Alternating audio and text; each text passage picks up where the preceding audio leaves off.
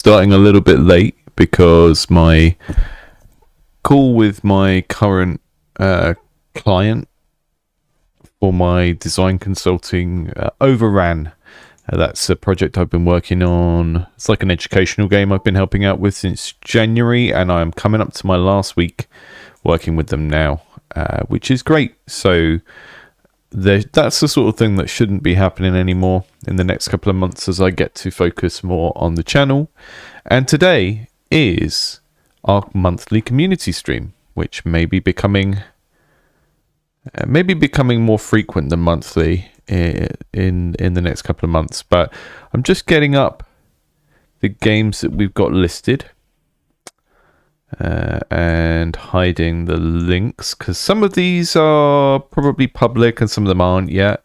If you were just tuning in randomly, this channel is Indie Game Clinic. I am a game designer. I've been making games for, 30 years as a hobbyist. And sometimes I say that and people say, oh, you're not old enough. I did start making games when I was like 8 or 9. And I use that in the loosest sense of the term, just sort of learning to kind of program and mess around with stuff. I do a weekly stream where anyone can submit a game. And then I do these monthly streams where our Discord supporters get their games prioritized. So that's what we're doing today. I'm just going to put a quick stream alert on the channel, on the Discord channel.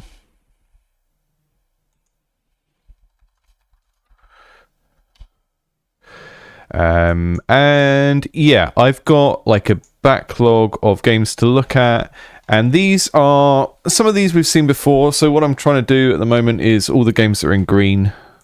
That should just be in the same green as everything else. All the games that are in green here are the priority ones because we haven't seen them before on a monthly. And then there's a few games down here that I've seen more frequently. The yellow and orange ones are ones that I've seen more recently. So we're going to try and get through them all. If I don't get down, we've got a few more games than usual. So if we don't get to these yellow and orange ones I've seen before, then what we will do is try and schedule another one of these in maybe 2 weeks so we can start doing them a bit more frequently. I don't have any qualms with that because ultimately this stream is to help out the folks who support this channel mainly. So Butters has sent a game called Pacapomo, which is first up on the list. Really lovely presentation here. The thing I like about this itch page is just everything looks like it belongs together, which makes a really strong first impression. And I've got some notes from the dev here that I will take a look at to see what they're looking for. It says, I'd like feedback on the FTUE, that's the first time user experience, and the first few Pomodoros of onboarding. So is a Pomodoro... Pomodoro is in the game because it is a playable Pomodoro timer. Any ideas you have for helping folks stay after their first day of play would be much appreciated. Most of our players either play for 30 minutes and never return, or they stay for hundreds of hours and use the game daily. We'd like to smooth that out a bit. Yeah, so it's a Pomodoro app. It uses real-world time. And there are some developer hacks. Well, I can't both use hacks and review the first-time user experience. So we're only going to have like 20 minutes per game max. So I'm going to just play it as it's intended. It's a difficult one to judge. So it's a productivity game, right? And we are doing something in the game and it is encouraging us to do our tasks or whatever. Care, feed, and train these lovable alpaca companions with the Pomodoro timer. Manage your real-world tasks so you expand your farm. So I used to use something like this. I used to use Habitica, and that doesn't let you really see it. I used to use Habitica, and I used this all the way through grad school. I used it when I was writing my PhD. You have a list of habits, which are things you're trying to do all the time. Dailies, things you need to do once a day. To-do list, which is more one-off things, and then rewards and stuff. I used this and I found it very, very helpful at a specific period in my life when I was struggling with this kind of stuff. I think the balance that's really hard with these kind of apps is if you have too much game, then it becomes a time sink, and you really don't want it to be a time sink, or it won't fulfill the goal that it's trying to do. The thing that immediately jumps out at me is this looks like it's designed to sort of suck you in and engage you, which might be a bad thing. Okay, I've got a PC build here. Good. I saw iOS test flight then, and I had a minor heart attack. I really, really try not to do mobile stuff on this channel. I've set the mirroring up for it before, and it is just a pain in the ass to do like screen mirroring for mobile games. But we have a PC build, so that's good. And then while that is downloading, I'll get the next game open, which is Sylox, which looks interesting. And yeah, so Pacapomo is downloaded. That's good. I'll get that ready, and we can check that out. And then I'll get Sylox open on Steam.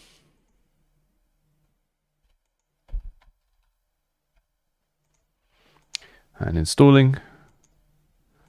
And that means we've got the next one lined up.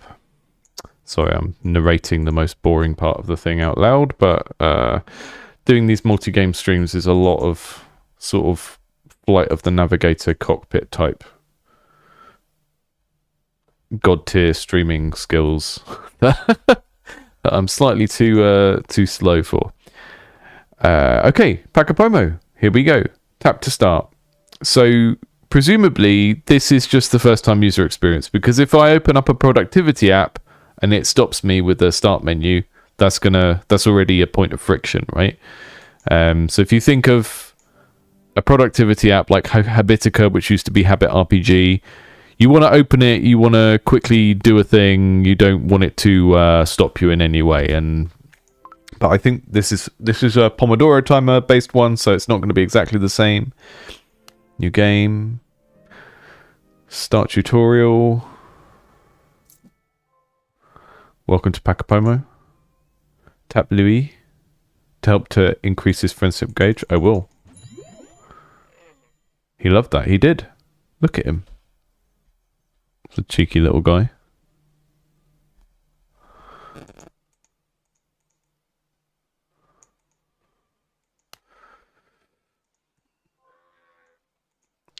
Oh, all the love made him hungry. We've given you a tomato. Open your bag to see it. Okay. Drag the tomato to the trough. Go and eat.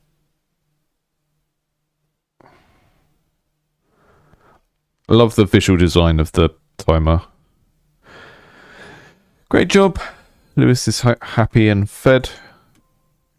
Let's learn about planting and harvesting food to keep your alpacas fed. To start, we've hooked you up with 4 seeds. Open the bag and check them out. Now drag the potato seeds to some empty spots in the soil. The way that this tutorial feels to interact with is very good.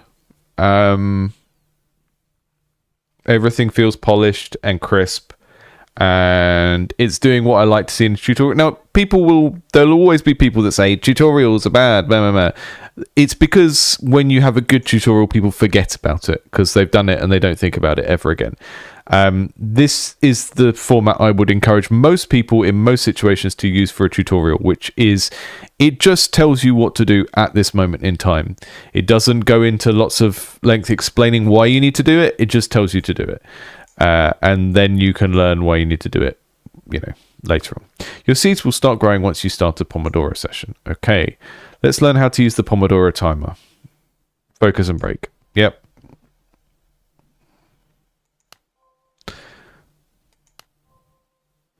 We will set a 5-second Pomodoro. Okay. So I'm working, I'm reading my book, I'm typing my essay. Oh, Victor. I appreciate the tip. As I said, we might make these every 2 weeks now. What I don't want is for the channel to eventually just become Agile Scrum, and I'm doing like a stream every Monday morning going, right, what are you doing this week? And the channel just becomes me being a Scrum Master, because that would suck. I made this channel to escape Agile Scrum. Timer complete. You've earned 25 shiny whinies. Okay, I'm on a break. Cool. Congratulations on completing your first focus session.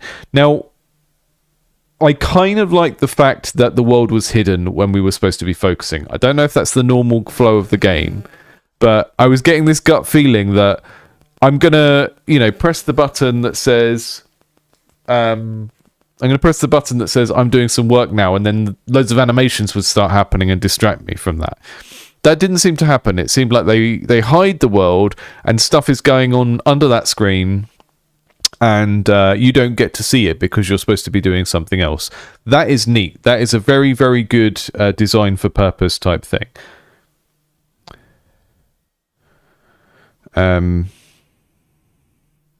Yeah, I like that a lot.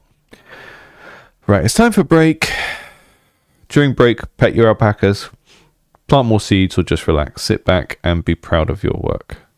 Once the break ends, the cycle continues. Start a new focus session to continue growing your alpaca farm. I'm not sure why it's oriented over here on the left, but I don't think it's necessarily a bad choice. It's just unusual. Complete the first tutorial. Okay, we're collecting some shinies. I've got all this kind of Central South American kind of stuff for the currency. I think that's neat as well. I know that it's just going for being holistic because it's an alpaca farm and we're going for that area of the world, but it also helps to stop it feeling like as soon as you put coins and gems in, your game feels like a generic free-to-play game, and it's going to put people off. And especially when you think that the type of user who wants this in their life is trying to do something positive with this app. And as soon as you start putting gems and stuff in, it starts to immediately raise people's alarm that this is a game that's going to ask you for money in a little while. Having these kind of tokens is great because it gives us the theme of this being a Central or South American alpaca sanctuary with the way that these are styled, and it also helps to avoid that connotation of it being like a money-hungry, free-to-play monetized thing. And it may well be one of those later on. You might go the Duolingo route of making people come back every day or lose their streak, and then if they lose their streak they give you some money and then they don't lose their streak. Whatever kind of thing you do with it,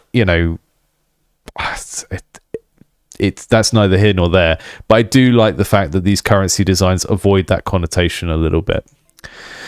Farm goals. Okay. It would be nice to have a little picture or icon with each of those goal quests just to break it up a little bit more visually. Timer complete. Cool. So all of these would be... It would be nice to have an image with these. Whenever you reference an object or a currency, potato seeds, what do potato seeds look like? Put it next to that, because this is quite a big block of text for this kind of thing. And whenever you're using text to describe an object or a currency in your game, it is a good idea to have an image of it as well, just so people can help to learn what is what and what the names of things are and what things look like. Okay, so if I were... So that is all of the onboarding as far as I can tell. Now it just becomes... Okay, I'm gonna...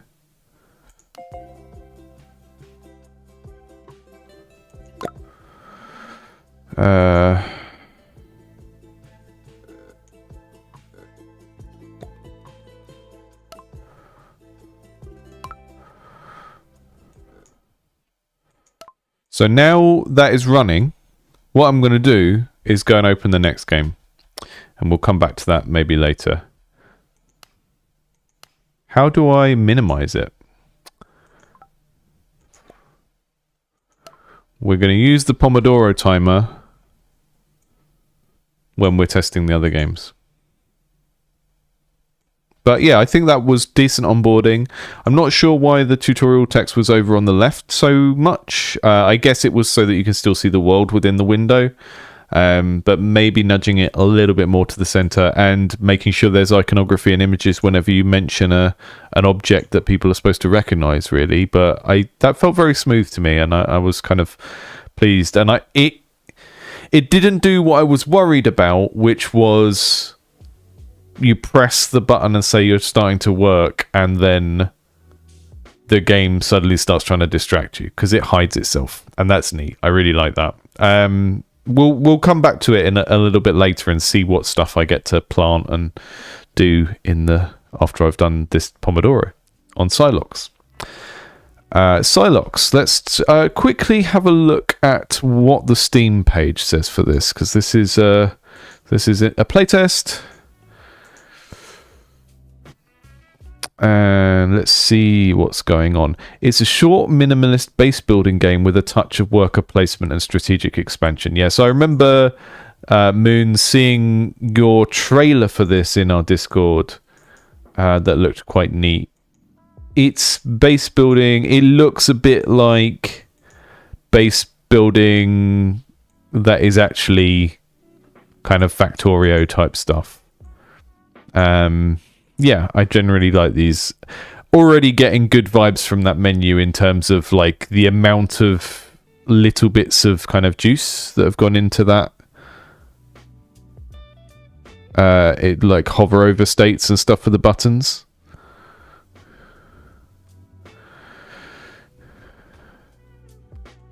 Just checking that is the music from the game. Yeah, it is.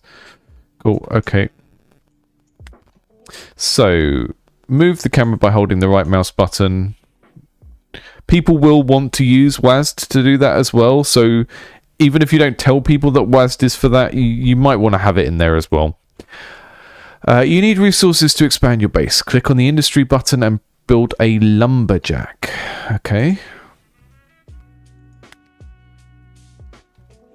You can't go in there. Invalid placement. Nice clear messaging. Lumberjack up there. Build a road. Yep. Now that was good because I sort of rushed ahead and it still worked. Because, you know, I can see the path icon is there. As a player, I'm going to want to just go for it. I'm going to add a worker to construction. Okay. Anything you can do... you've got these color codes here. Anything you can do to bring these color codes into the written language here would be helpful.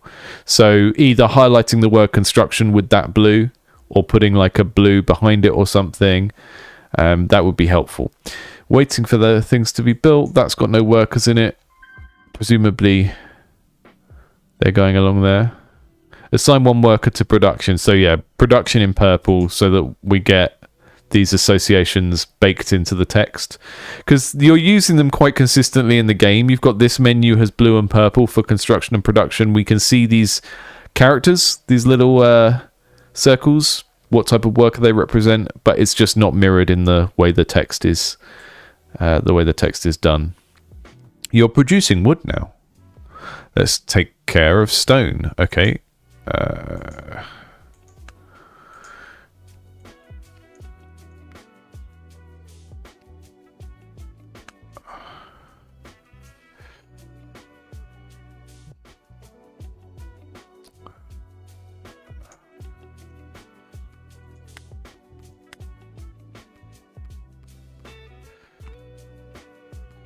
So these little green things up here, is that how many units have been produced, or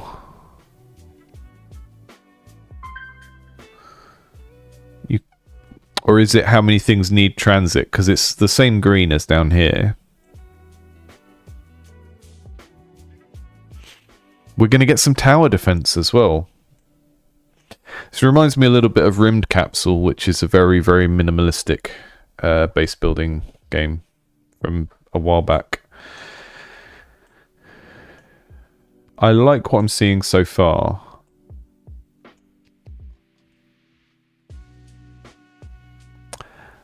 I would say there's a strange mix of kind of creative direction things here, where we've got...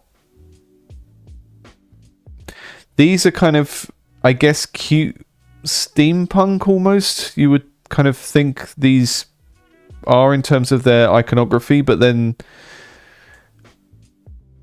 the lo-fi doesn't quite. I mean, it fits the type of game it is in terms of mood, but maybe in terms of the theme, it's a bit unclear. Right, build a cook, build a farm, connect them to the hub. Okay.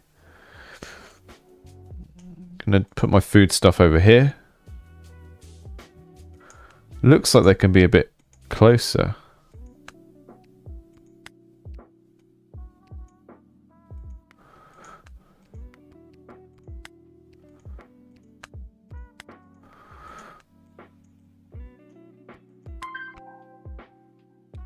Assign a worker to transit. I can do that.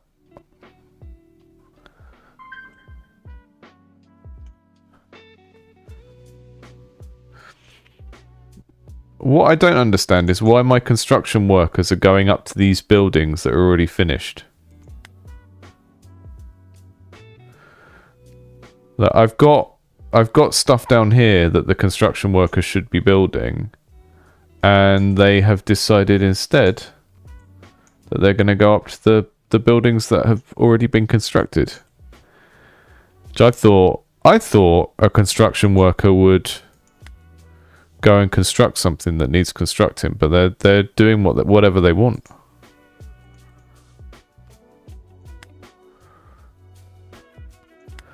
Oh, is it because they're moving resources? Okay, so if I assign more to transit, will that speed that up? It's a good system. I like the system.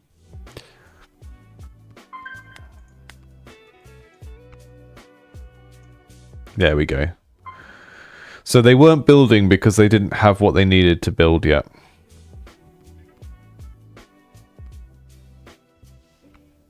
Okay, so we've got everything constructed, so I take the construction worker off and put most of them on transit, or 3 and 3 on production and transit.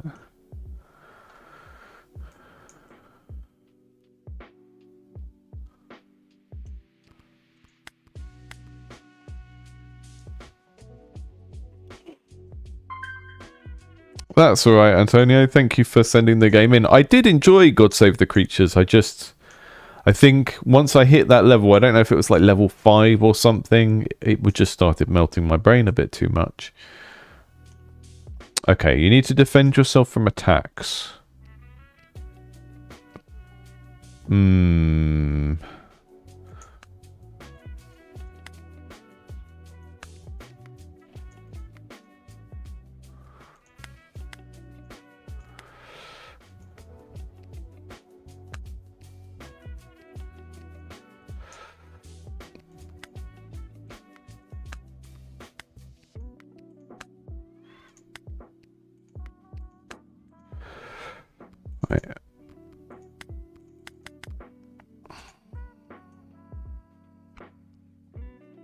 I don't think I've built the most efficient layout here.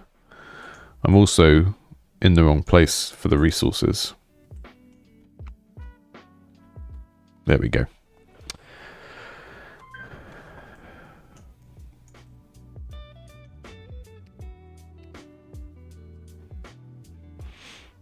Yeah, I'll check those links today, Antonio. I know I need to still do that. Had a very busy morning so far. You're under attack. Uh-oh. I've got this tower here. It's not really... I really like that you've got space as a sort of panic button so you can pause the game quickly. That's nice. Because I just did that instinctively. The game has never told me that space is pause, but I'm so used to things like FTL having spacebar as the pause button. I assumed, and I assumed right, because the developer just knew players would want to do that. Oh, I'd need to put them on defense. I forgot we had a defense character type we could do. Blowing up my roads. Meanies. Okay, but how do I make more workers? Because that is really where we are being held back.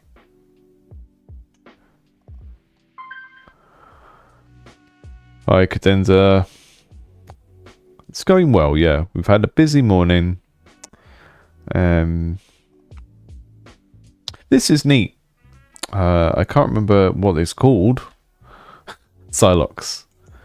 Yeah, I think there's a weird mismatch between the lo-fi hip-hop and the whatever is going on with the theming. Because these feel like they're a little bit steampunk, they're a little bit medieval. This looks like something out of Dune or Star Wars. And then I think you can have lo-fi chill hop, but it needs to have something else that fits the theme. And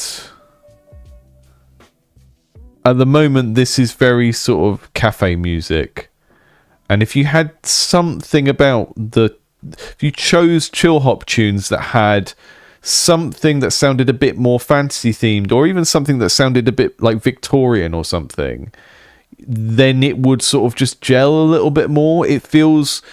I can get where it's coming from a mood perspective, because this is a relaxed game that's supposed to be relaxed, and you kind of take your time and you can pause it whenever you want. And so having lo-fi hip-hop as the background works fine. It's just this particular flavor of it being kind of jazzy neo-soul type thing doesn't fit anything else. And I just think you can dig a little bit more into those like subgenres of subgenres and pick out some stuff that suits this and is a bit more appropriate. I'm not saying go full medieval fantasy with it either, because you do have this sort of kind of slightly steampunk thing, but maybe if it was like trip hop that was made with strings and stuff rather than it would suit it better.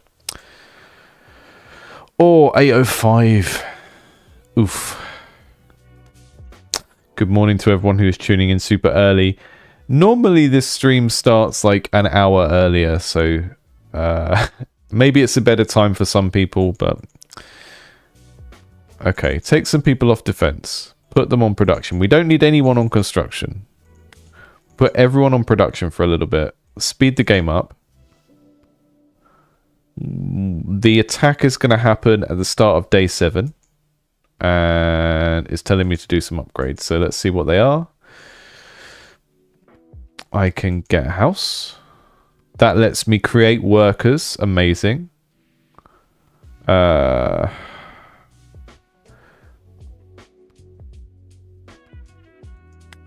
let's get some defense upgrades.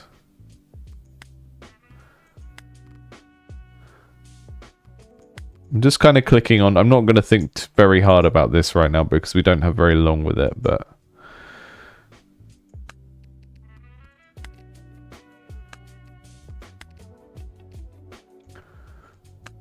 The building interface feels really, really nice.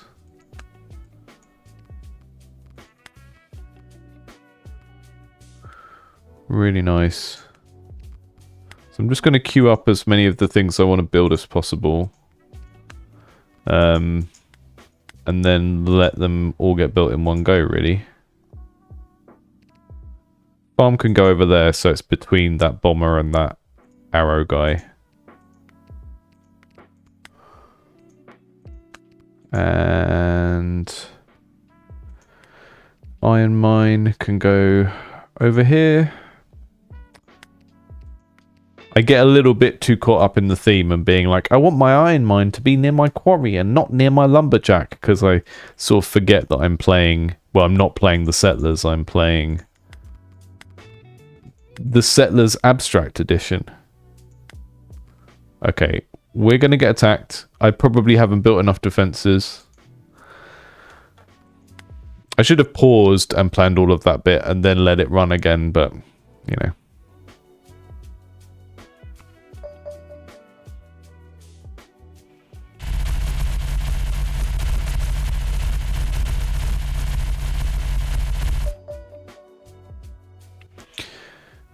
I think maybe we could have, when the enemies attack, we could have a tiny bit more feedback to show what they're hitting, because we see the impact points, right? You've got those little red explosions, But I think doing something to the whole object, like if they're attacking that road, we see the health bar go down. Maybe we can fade it and shake it a little bit as well, just to make it kind of totally clear where that attack is being trained. It was manic. It was because I had the speed all the way up. Maybe if you've got it on the high speed, when the attack comes, it slows it down automatically. I'm not sure. We'll take some people off production. Just build the things. Oh, I'm not making enough resources, am I? I think if any of these are lower, these resource things, if any of these are lower than the current set of things that you've got laid out for people to build, it would be good if they were red up here as well. I can see they're red here. But yeah,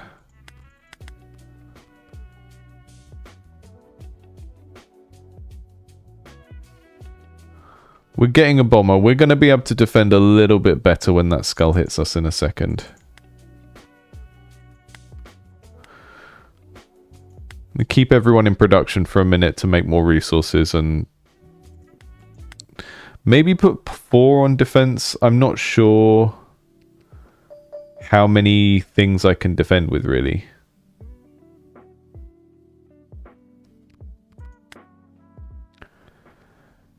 Oh. Did I not get attacked that time?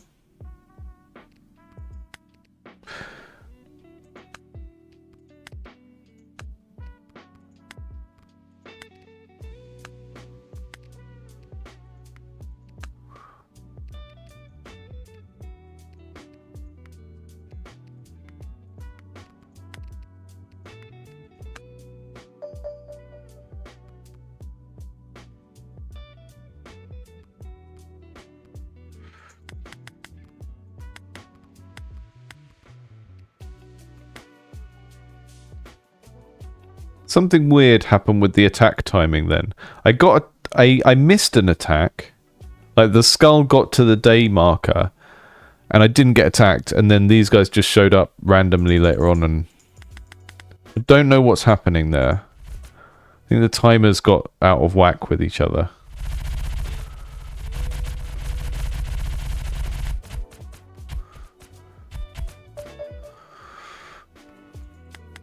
Yeah, I would think about how you manage this this sort of player-controlled timeline speed thing with the attacks. I'd maybe force them into 1 times when it goes when we're getting attacked.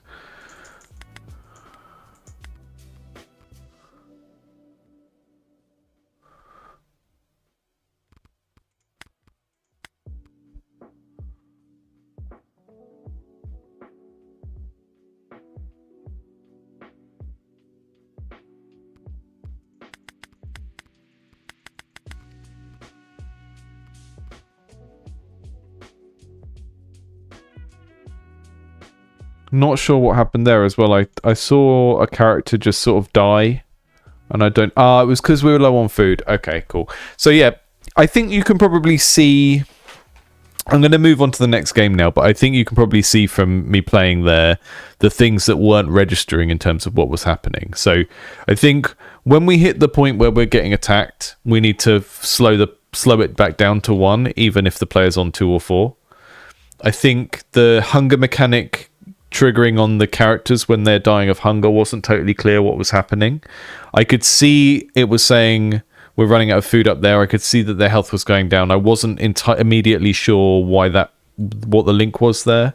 But yeah, that's neat. Very quick to pick up. I would like to play it longer because I can see there's a big tech tree of stuff, but I think we got a good idea of what that is, and I really like it's kind of minimalist Settlers. I just think it feels a bit flavorless at the moment because that lo-fi hip-hop is incredibly generic, and it doesn't feel like it adds to the theme of the art of the rest of the game.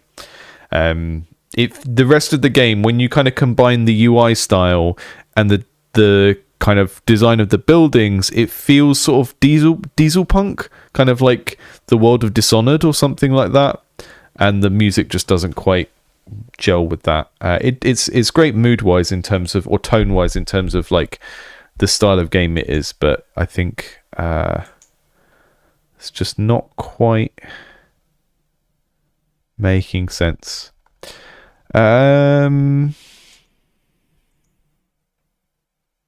So that was Psylocke. Some of these games, if you're watching this back on YouTube on the VOD, some of these games may have open playtests, and I will add those links onto the VOD afterwards in the video description. So you will be able to play those. We're going to check out Atomic Lance next. I'm going to see what my Pomodoro timer is saying. Can I end my Pomodoro early?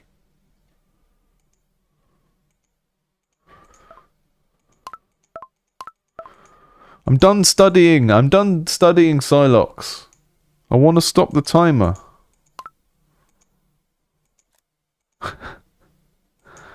Sorry, if you've just tuned in, we had a game that was a gamified Pomodoro timer that I had open earlier.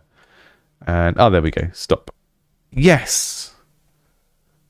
Does that mean I don't earn anything? We'll be checking back on the Pomodoro timer between the other games. So what I will do is we're going to use this throughout the stream. And because we've got quite a lot of games to get through, can I change the amount of time? Pomodoro duration, let's do 15 minutes per game at the moment. Because we've got quite a few. So we're going to check out Smugpire's new game, Atomic Lance. Which is... So Smugpire was the first person whose game ever appeared on this channel. And has made 3 games so far in the same universe. And this is a very kind of smart move if you are the sort of person that can make compelling character designs and stuff that gets people excited from the perspective of the IP. Which is basically, if your game has waifus in giant mech suits, and you can post pictures of them and people get excited without even knowing what the game is, then you might have an IP that you can make several games from. Which is what Smugpire is doing with these. But yeah, Smugpire, first person to actually submit a game on Indie Game Clinic. My first ever video on the channel was of a game in this universe, in the Kiloton universe. And this is a first person shooter doing sort of... I've fallen... The name of the FromSoft game has fallen out of my head now. Armored Core, first person shooter type thing. Let's see how we get on with this. Request permission. Allow sending analytics data. Allow. Okay, so we've got some menus that I recognize from previous games. Hold right click and move mouse to rotate camera. Oh wow, I can do that in the menu. That's strange. I can go over there. I can look over there. Don't know why I would want to. There's nothing over there. Nothing over there. Can I turn all the way around? No, I can just turn that way. Mission. Eliminate fugitive. I will. That's my favorite thing to do for a mission. I hope this email finds you well. Rebel Black Project is spotted in the area. They aren't so a Black Project in this world is like a big mech suit badass thing. It's like a Metal Gear, but a cat girl. What if a Metal Gear was also a cat girl? They aren't noteworthy, so this won't be an issue. There are anti-air turrets on top of the buildings, so watch your altitude. Okay, cool. So the issue with this menu is going to be that we can't see what the things are until we click a layer in. So hopefully we're going to get some pictures and stuff here. I've had this issue a few times and I've been replaying Fallout 4 and I keep thinking about this of like sometimes the UX sacrifice that you get when you have a single color menu is quite big in terms of like all of the things you normally communicate through color in a menu, you lose them, and it's fine. It's a decision that that you just gotta see what happens, I guess. So, left hand, sword. Right hand. Okay, so these are options, but I can't actually pick them at the moment. These are the things I can pick, I think. And then we've got an image where... Does this change depending on what I click on? Kind of hard to see. Yeah, lots of decisions that don't mean anything to me yet because I haven't played the game, and they're all kind of jargon weapon names.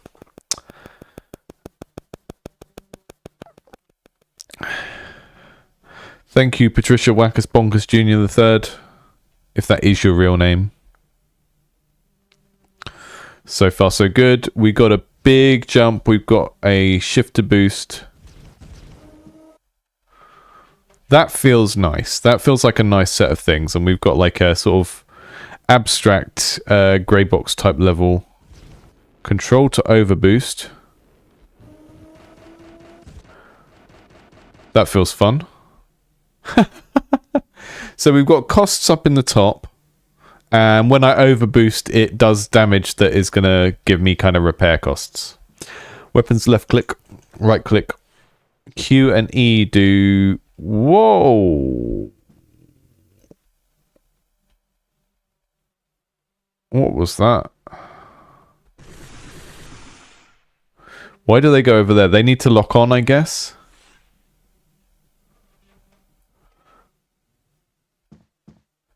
Tutorial locked. Shoot to purchase. Guns track enemies when locked on. Change to manual mode with R or Y on the gamepad. Okay. Can I play this on the gamepad? Does all the gamepad work?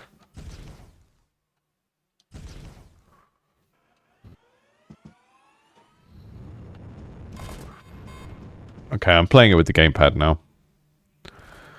Because I'm civilized like that.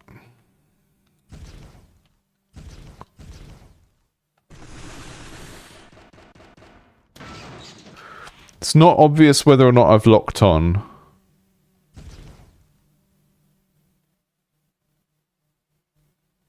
Oh yeah, it says lock there.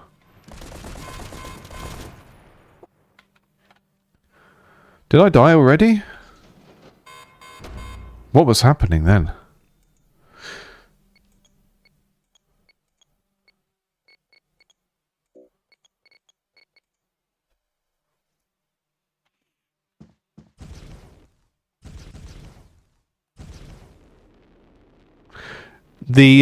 I really like the controller mapping. You've got like... You've got, you can boost by clicking in the joystick, and that feels pretty good.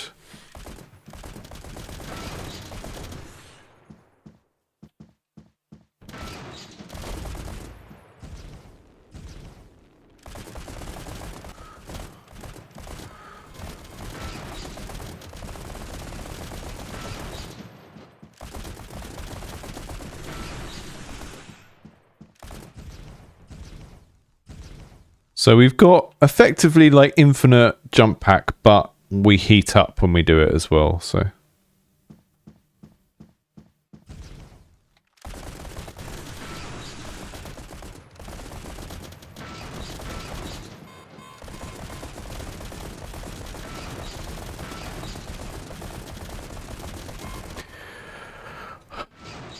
Yeah, I do get the stylization thing, but I do think the making everything hot colors is making some of these interface elements harder to tell apart from each other.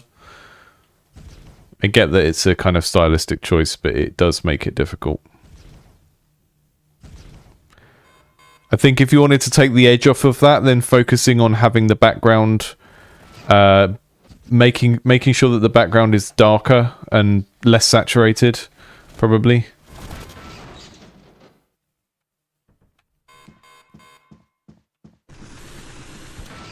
The damage feedback to the player doesn't feel very clear. I can't fully tell when I'm being hit, and then I occasionally lose control, and how or why I'm losing control isn't very clear. I would say that is probably the biggest stumbling point at the moment in terms of how this feels to play.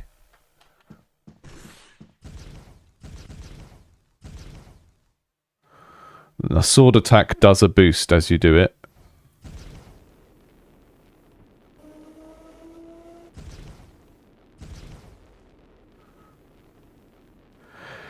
Yeah, the reason why so many games are only semi-supported by controllers is people use out-of-the-box character controllers in their engine and don't realise that it's sort of like got half the stuff plugged in and then they never come back to it. I would say if you are making a game about moving a character around, and it's not like, you know, a game where you're mainly playing directly clicking stuff on an interface like a management game, you know, there's a reason to not have a controller in that. But I think if your game is predominantly moving a character around, then I think you shouldn't just support controller, but it should be part of your, like, what you develop in. Well, just imagine you're making your game for a console. It's feeling good. It's feeling pretty good. Again, I think the some of the stylistic choices make things hard to see. So when we've got a cold color on a hot background here, it's very, very easy to see. There are lots of little things in the UI once we get into combat that are hard to see because it's all orange and red. Some of that might be contrast with the background. So if we go down this route of having like all of the interfaces orange, but then maybe we allow the kind of ambient lighting to be blue or purple, we're going to create a really nice contrast then between the interface and the world. But at the moment, everything is kind of like that. And I just don't think the legibility hit that you get from that is worth it. And then, yeah, I would say the biggest area for development is just more clearly communicating damage to the player. Like, player damaging enemies feels all right. It's not quite as satisfying as it could be. But the getting damage part feels really confusing. It's unclear, you know, when I'm getting hit there, I can see my health going down. I'm not feeling any other feedback that makes me feel like something painful is happening. Maybe it's just too subtle. But yeah, there were moments where I thought I was getting flipped, or like that. I lose control and it spins me round.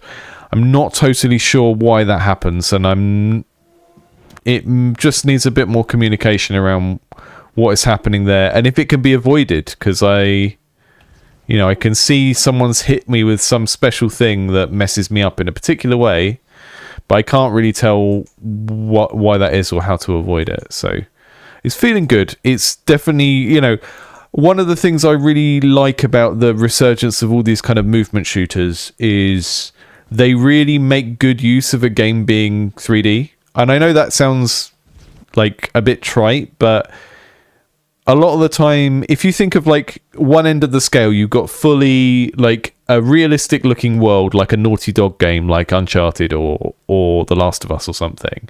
And that sort of suggests a particular type of movement. As soon as you go down this route of making everything, I know this is more of like a grey box level, but as soon as you go down this route of making everything a bit blocky and everything's a bit abstract, it means you can have a player character that kind of just really, you can zoom across a whole level in one go, and that's just really fun. It's a fun use of a 3D game engine versus just like, I will make a character that walks as fast and jumps as far as a human can.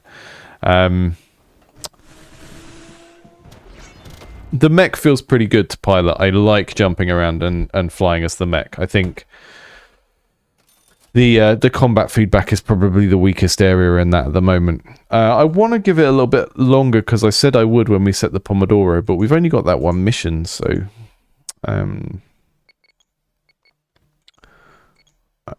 again,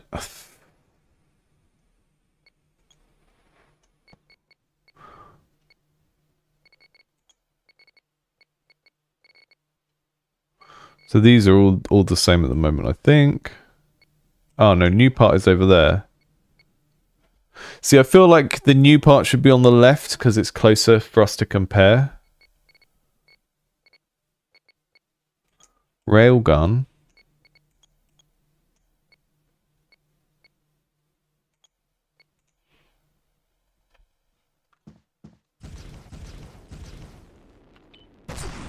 Ooh, that's cool. I like the fact that we don't really have ammo, we just have cooldowns on weapons. Oh, there's drones flying over me. Hello. Ah, that is one of my weapons. Okay. Got some cool loadout stuff going on. So, that's my... So I've got a single shot grenade launcher type thing this time. A sword, those drones that we haven't actually seen target an enemy yet, and then a really powerful railgun on the right shoulder button. So you've always got 4 weapons in this, and it feels like the potential builds you can get out of that are going to be quite fun in terms of variation.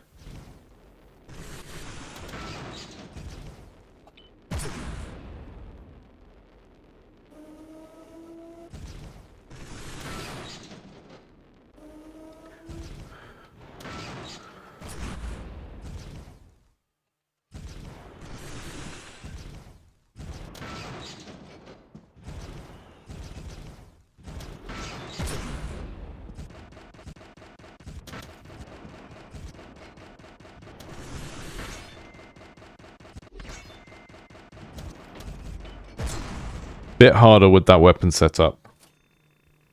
The melee attack with the sword doesn't feel great as well. It sort of feels more like a just rush, and we're doing the damage by bashing into them. So I have the Windland hand cannon. Oh, that's what I already had. Okay, the jackhammer and the... Okay, so that is a shotgun and a machine gun type thing.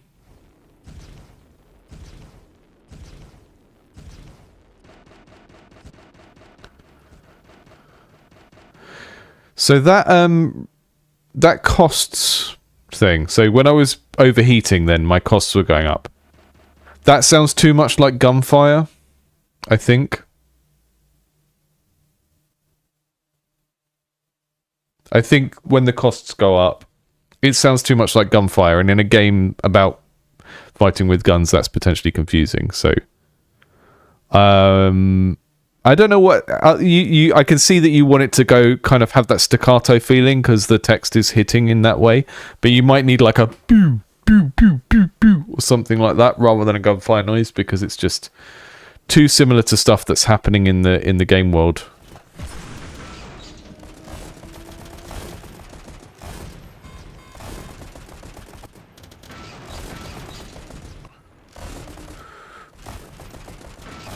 Flying through that walkway is great.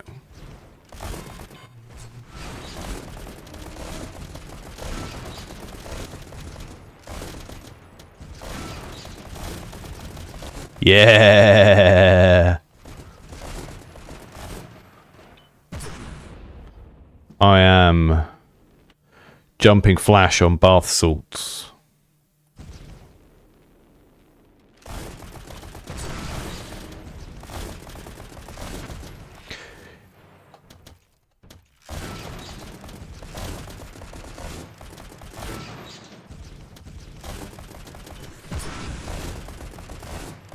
That felt really satisfying.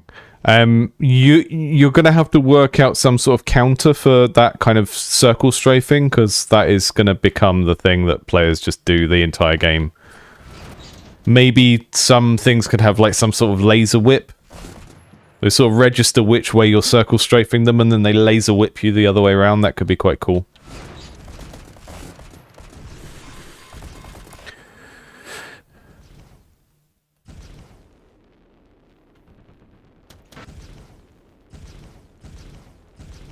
I really like the way the heat system means you can just sort of fly up the whole level if you want to, but you might be incurring a big cost for later on.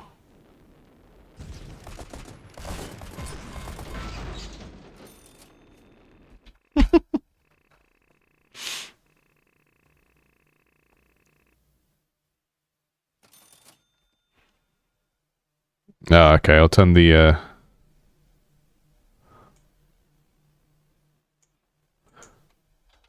The audio feedback things on Streamlabs are really not very clear. One second.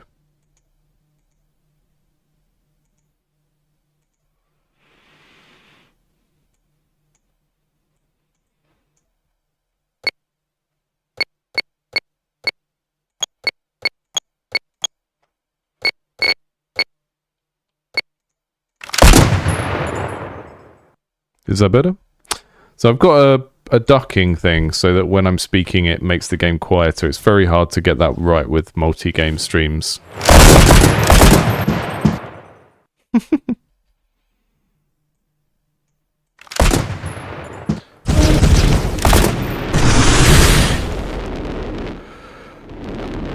Sort of... I have to keep the mic in the red, otherwise anything on YouTube will be quieter than the majority of YouTube, so...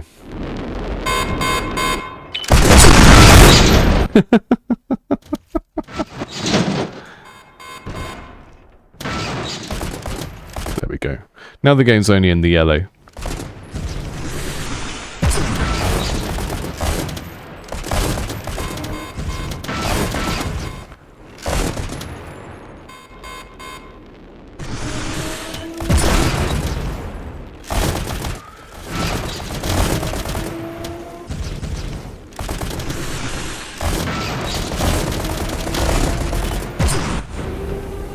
That experience of like finding a mini boss and sort of circle strafing it and whacking it to hell with all your weapons feels great. It feels exactly what you'd expect when you see the sort of hero art for this game.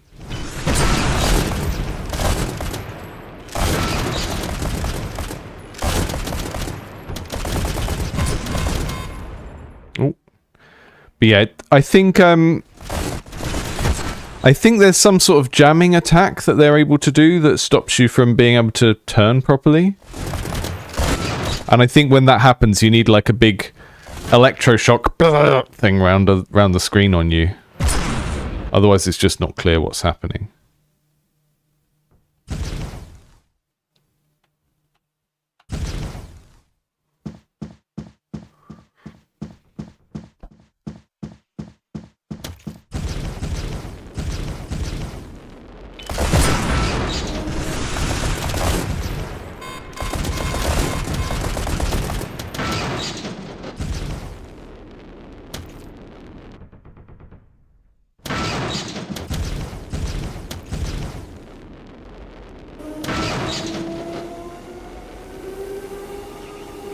We've got some Forley over buildings over there.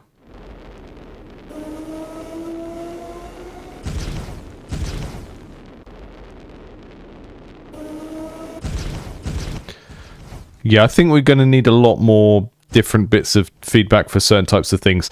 The scramble missiles that I'm being hit with are the most confusing thing. So there, it's like I've just shut down that kind of camera movement was... You know, I'm unable to control the mech. But it's not totally clear why that is. What's over here? What's this? Are these the anti-air things I was warned about?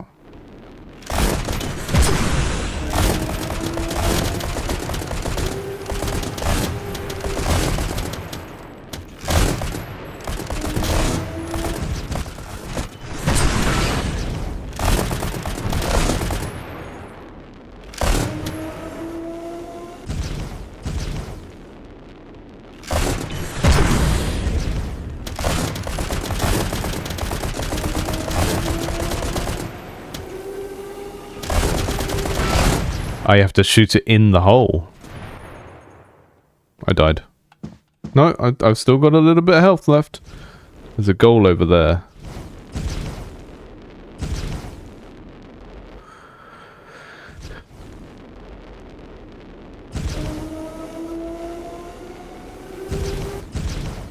Yeah, I think we have a lot of compounding costs in this because we've got the actual dollar costs as well.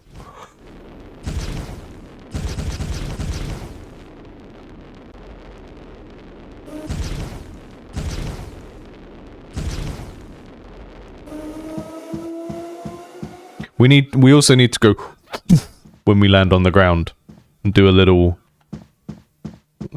dust thing. Just the weight of the mech feels pretty good when you're moving around. I think when you switch from flying to landing, we want a bit more of a thud.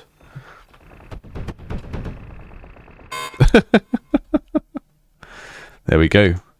How's our Pomodoro going?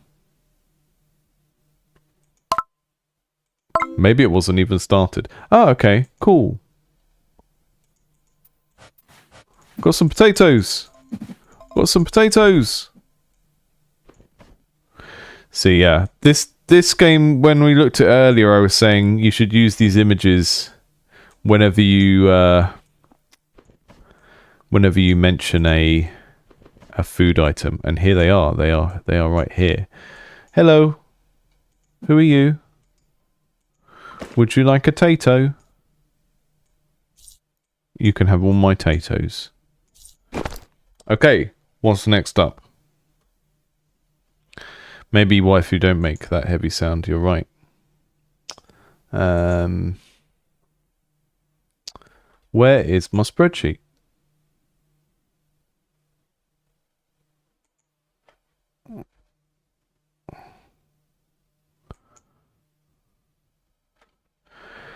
What have we got left?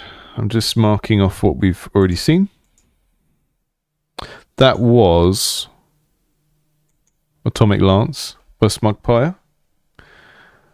And we are going to check out... what's the time? How long have we been? We've been an hour. Okay, so we're going to try these next 4. And then I think the next ones that are in the list, we might have to do another stream for in a couple of weeks. So I will turn this into bi-weekly. Just so we can get all of the games covered. So we've got Anomaly Clinic, we've got False Alarm, we've got Gravedigger, and we've got Astronomy. And let's check this one out first. I've been keeping an eye on this one in the Discord. Looks quite interesting. It's a kind of Balatro-esque thing, but with dice, like Farkle. I do not have the I don't have the next genre theme set for Indies Under the Knife. I will have a look. I basically schedule stuff at the end of one month for the next month, and I haven't done any of that for September yet. So I will be doing that before September starts, maybe.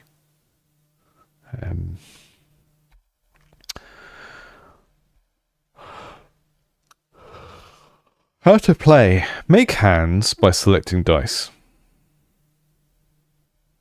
If you cache at least one hand per roll, you can re-roll the remaining dice. Be careful, if you can't make any new hands after rolling, you lose your cached hands and your turn. End your turn to play your cached hands and score points. I'm not sure I know what any of that means. But we will see. This might be one of those things where it's just fundamentally a type of game that I don't get. But we can still look at everything else in it. I quite like the presentation of this from what I've seen so far.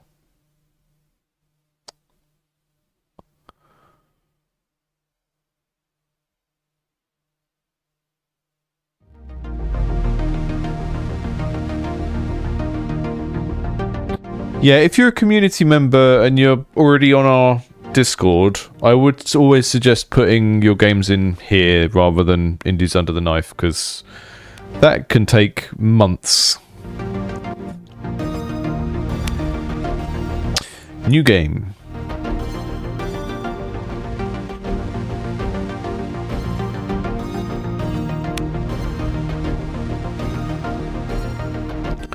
Target score 500.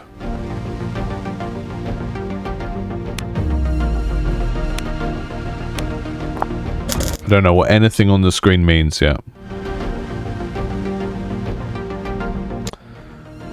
I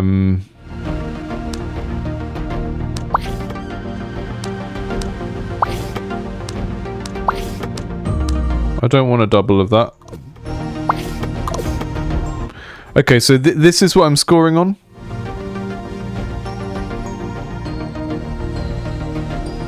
Is that right?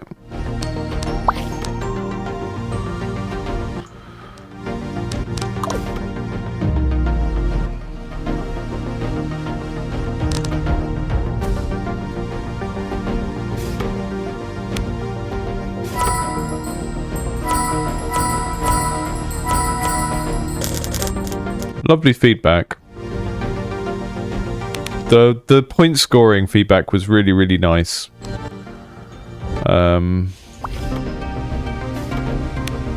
Okay, so I make sets of dice. We're starting off with singles, which might be easier from a statistics point of view, but it might not teach the interface as well, because it's like I click to move one dice there, and then I click to OK it, and that would make sense if I was making sets, but because I'm starting off with singles, it maybe makes the interface more confusing. Single one.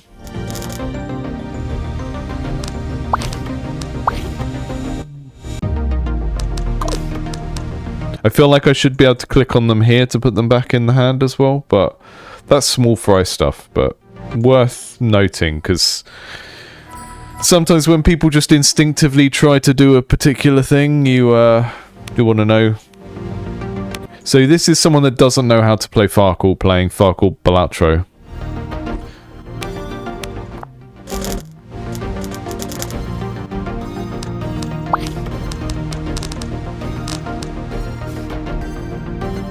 I was pressing end turn when I was supposed to press roll.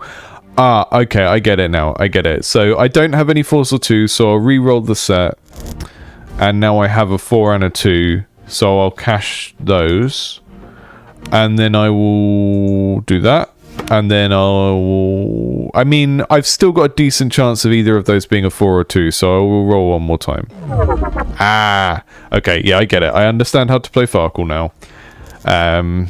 Okay, 4s or 2s still nothing there. That's not a great start.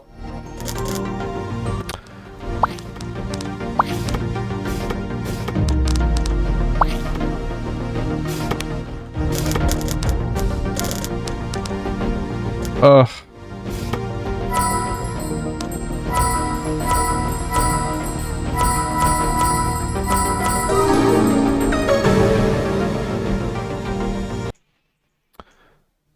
I don't know how to... Lewis, you robot, I do not know how to actually whack you from here on Restream. So, everyone ignore Lewis. Just because I don't know how to zap them from here. Is there a... There we go.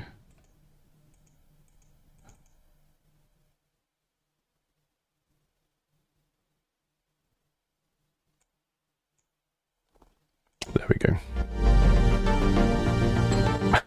Kitten, if you want to be a mod, I would love you to be a mod, but I also don't want to get people doing stuff for me that I cannot pay for.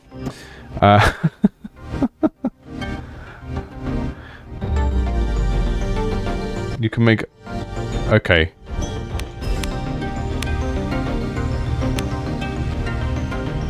So here are the other things we can make.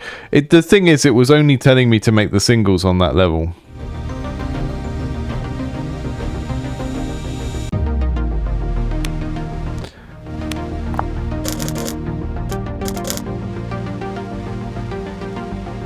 So I would say having this up here is a bit confusing initially, because I get what you're saying. You're basically saying you can make doubles, triples, and a run and stuff like that, but this is what the single is for this turn. But from a kind of first-time user coming in not knowing how to play the game, that makes it feel like that's the only thing I'm supposed to be doing.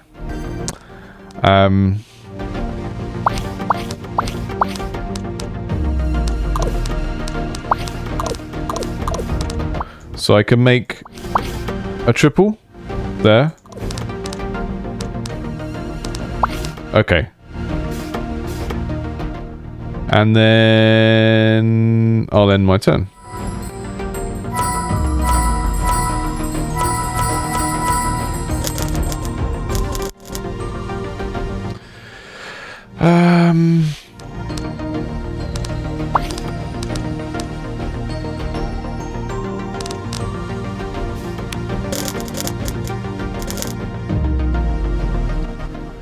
Can I make a run? Is that a thing? 3, 4, 5, 6? Yeah. 750.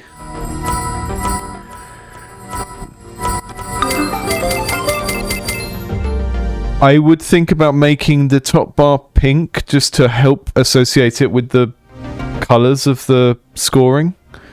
Because they feel like two separate things at the moment, and it's a single resource, right? You've basically created a colour code for points being pink. Okay.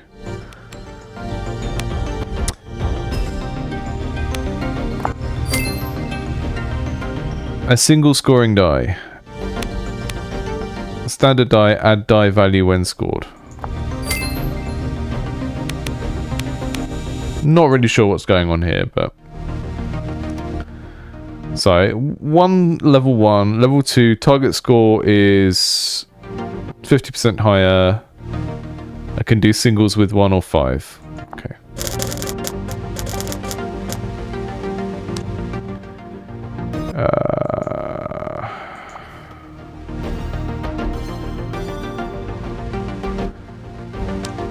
I can make a run. I should do that. So 1, 2, 3, 5. Boom.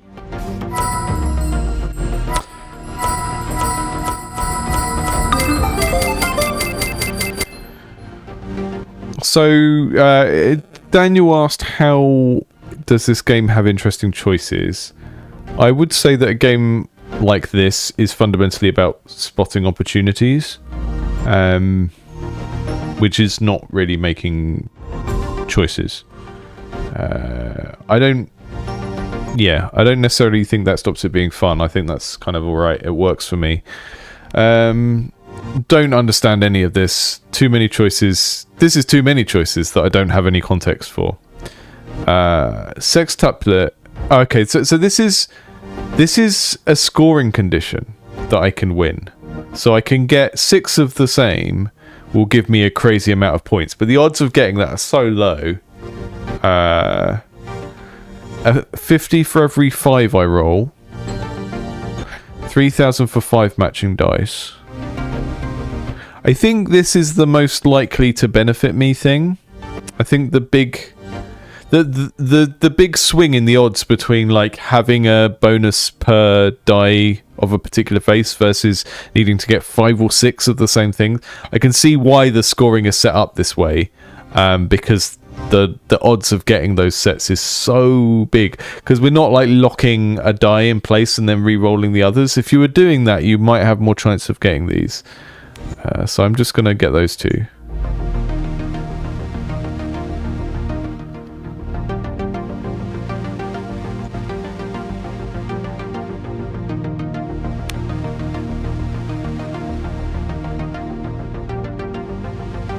I don't agree, Dan. I don't think choices like this before people have played the game make sense. Even in that context, I didn't feel like I played enough rounds of the game for that choice to make sense to me. The double is worth 0 this level. Its dice and boosters are also debuffed. I feel a little bit like I'm reading an alien language when I read some of these rule descriptions. So the single can be 6 or 3. I do think we should just have a list of all of the possible hands down the side, and then maybe we can have a tooltip to like hide them. So you click there and it goes doosh, and it goes away, because it's just not immediately obvious. But then again, I mean, I had the same problem with Balatro of like, I'm not a poker guy, so I don't know the hands, and it's one of the reasons I didn't really get into it. Full house, nice.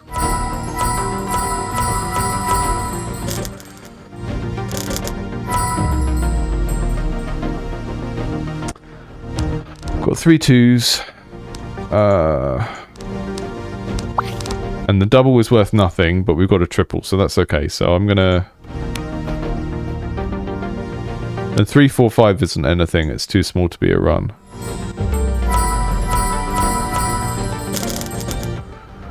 I would have the hands available from a little slide out here. So if you think, you know how a lot of software, like game editing software and stuff, you have like a little drawer and you click on it and then they slide out and you can see what the other runs are down here. And then when you don't want it anymore, you click and it slides back in. I think that would be good. That would be a good way of... Because this is nice and clean. You don't have too much on the screen. I appreciate that. And I think just having a way to quickly bring up the hands and make them go away. I think having a... Look at the hands. Put them away again. That would be probably... a reasonably simple approach. Okay, 6s and 3s are my singles. I do not have any 6s and 3s. I think I can just make a 444 here.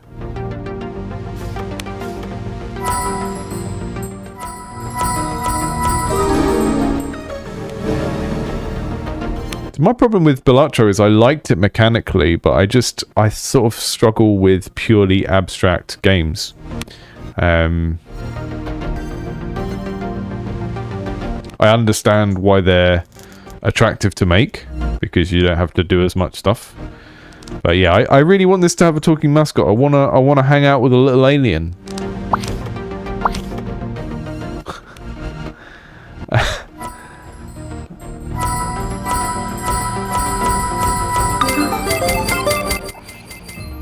Okay, cool. So the green hexagons are our upgrade currency, basically. I feel like this is quite quick to learn, which is good. I think that issue with showing the types of hands you can make and the confusion around singles is the biggest stumbling block, and I think I won't be the only person that has that. 3 doubles. Triple doubles. Let's get it. I think I'm just so... I'm like... I have the opposite of a gambler's brain. I think an unlikely odd is impossible. So maybe that's why I didn't get on with Balatro so much as well, is just I don't have the... I'm just very, very loss averse. Does that not make a straight? No, it doesn't. I need 5 to make a straight. Like, I can't play Warlock in Hearthstone, which is the very... you pay for things with risk in that archetype. 4 6s. A grand house. Don't mind if I do.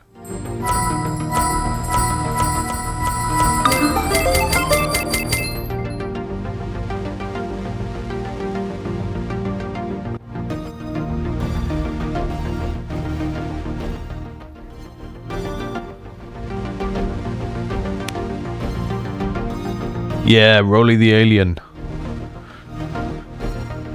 Can we date him?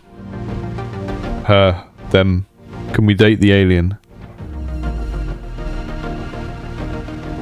Only 4, 5, and 6 add die value when scored.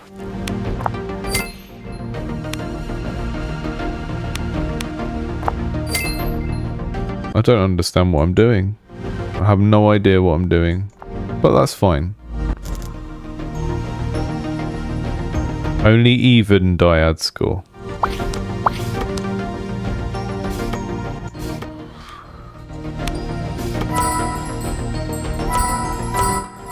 So am I adding those scoring conditions into a pool and then they appear up here? I'm not totally sure.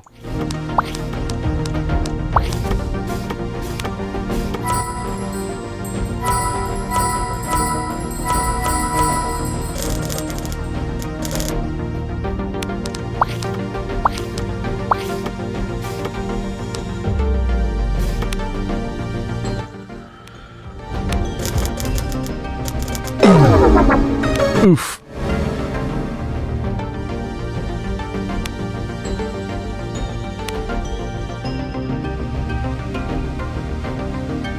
Yeah, like I want a dice that's made out of a meteor. I want a dice that's made out of Mars rock.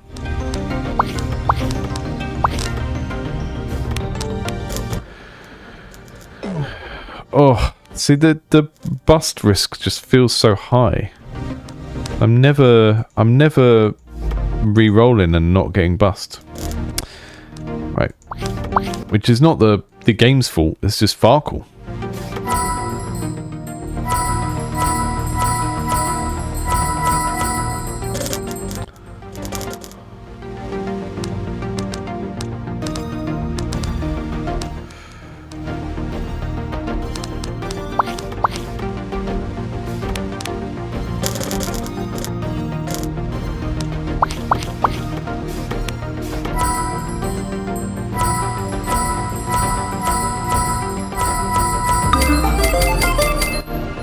That's a good shout, Cheese.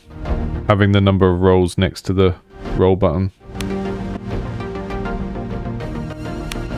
Rotate die to from right to left. Quadruple multiplier. That's pretty good. I don't want to understand the rotation mechanics, so I'm just gonna ignore it for now.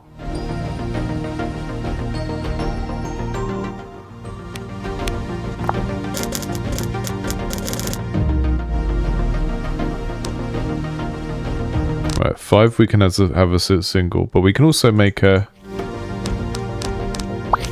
We can make a straight.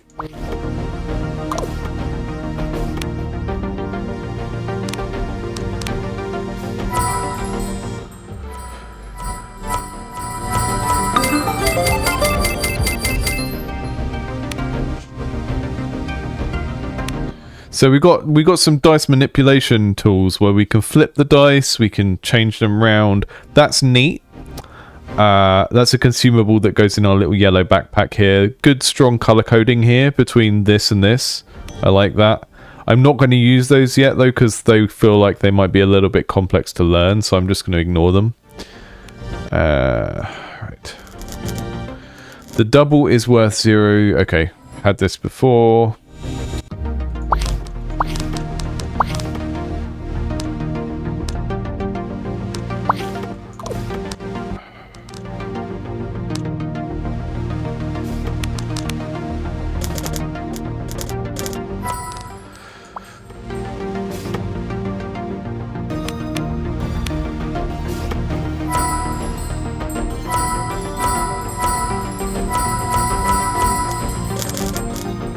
The music is giving Bejeweled very specifically. Bejeweled had this very like sort of hopeful Tron music, I would say. Like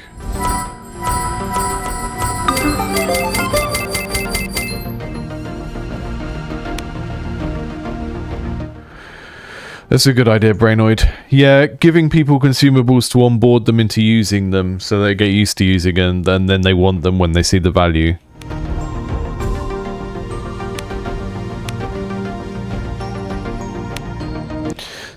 So I can add a die. I can get a die with only 1, 3, and 5. I don't understand where this goes when I get a die. When I get some dice.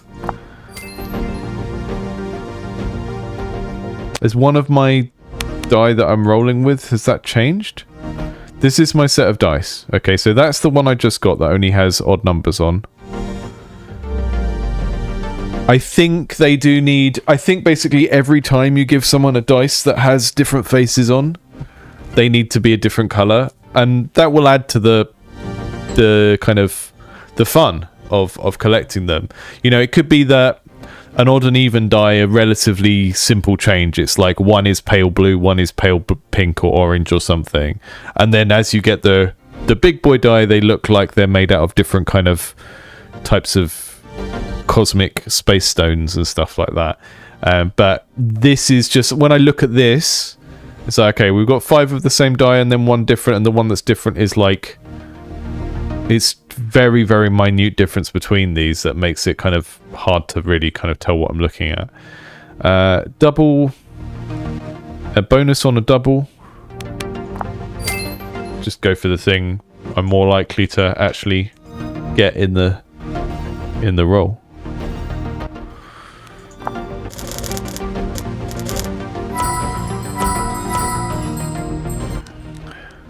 Yeah, I would like these a bit bigger.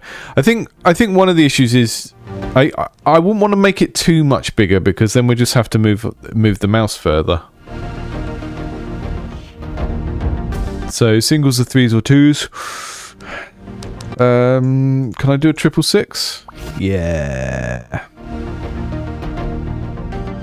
I'm going to take the 3 back out, and I'm only going to bank the triple, and then see if we get something else with these other 3.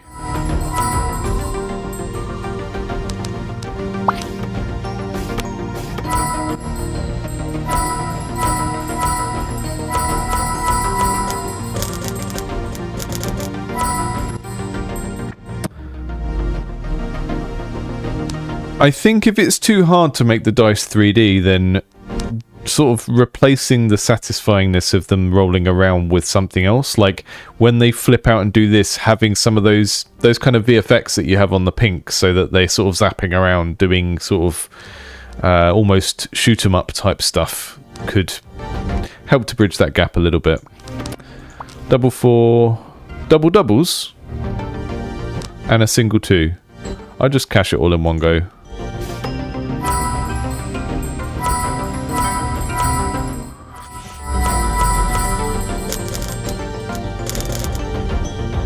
If you have these so that they are different, like the upgraded dice is a different color, they can also have different trails and stuff when they bounce around, which would be really, really pleasing.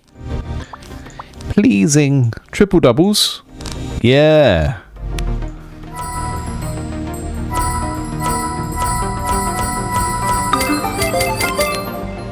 It's pretty good. I didn't set the Pomodoro timer this time, did I? Foolish.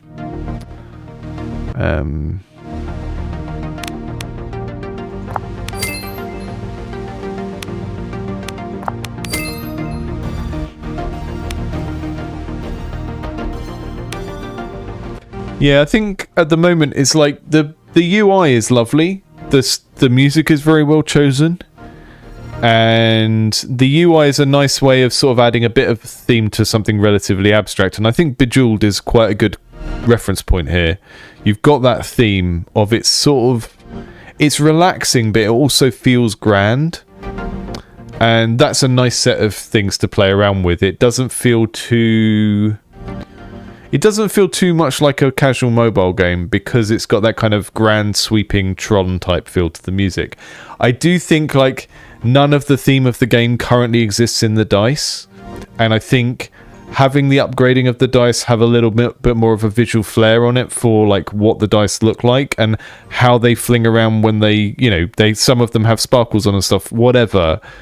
It would help to kind of just make the whole thing feel a bit more coherent, because at the moment it's like a really nice wrapper, and then the Farkle game is just sort of separate from the theme around it. I just want to quickly, let's just,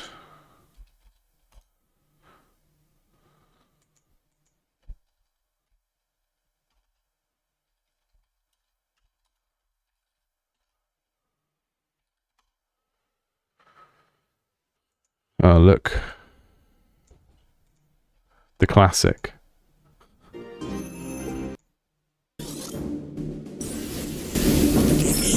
Oh, this one's a bit more like, this one's a bit more fantasy, but I swear the original Bejeweled had like Tron music.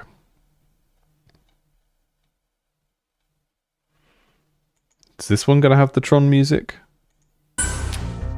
Yeah. It's in a very similar kind of space to what you're doing, of like, it's sort of relaxing and grand at the same time. I think that's quite a good direction. It kind of allows the game to be sort of a bit abstract and not have too much theme. But I do think bringing the theme into the dice collection a bit more will make it more exciting. Cool. That's really neat. I've been looking forward to playing that one, and I wasn't disappointed. So well done. Well done on the Astronimo. It's quite hard to say, isn't it? I'm going to shut the Pomodoro down because I keep forgetting to start it. Astronomerole. Astronomerole. Astronomerole. I don't know. I think it might be causing me some amount of psychic damage to say that each time, but we'll see. Got so many windows open. 1 second. Last couple of games for this time, and then I will, when I schedule September, we will do 2 of these, because the community monthly is kind of getting more full up, which is a good sign. It is a luxury problem. So we're going to have a quick look at the last few on the stream, the last few that we haven't seen before. And then the others that are on my list are ones that we have seen before, and I will prioritize them next time. Let's check out Anomaly Clinic. So this is an Anomaly game. And if you're unfamiliar with Anomaly games, they're basically Spot the Difference turned into a video game. I hadn't played one of these. I played Bite Me's Kyoto Anomaly and actually thought it was pretty good. I think one of the reasons why these games work so well is they're working around a verb that happens entirely in the player's head, right? Of like, you go through a situation and you're supposed to notice what's changed, right? And that means that the main gameplay verb is notice and maybe remember to some degree. And that means that you can make a game that is just entirely an environment, and the player doesn't have any mechanic to interact with that, rather than to say whether there was an anomaly or what the anomaly was or whatever. And yeah, I haven't even played Exit 8. I should go back and play it at some point. But I think it's really neat as a format, because there's like gameplay that happens when you are doing stuff with your hands and reacting to something, which is what we get in action games. And then there is gameplay where it's about like reading information and responding to it. And you can do quite a lot with just showing people a situation and asking them to make a judgment based on like noticing a particular thing. And I think anomalies are like a very good example of that. So yeah, that's just downloading, and then we've got False Alarm, and what was the last one? Gravedigger. So, but I think this is going to be downloaded in a moment. I'm just going to check back through the chat.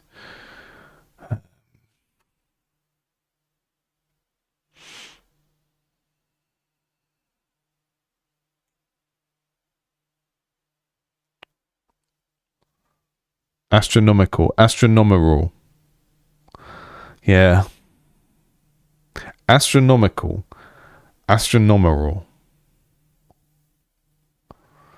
The thing is, cull at the end of astronomical is not the same as roll. Astronomical.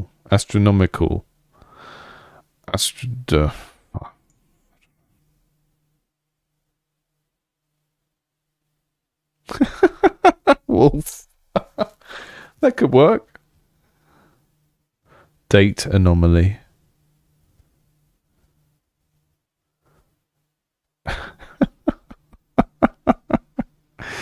I feel like the marketing for that could be pretty terrible. Learn how to pay attention to people. Now with dating anomaly.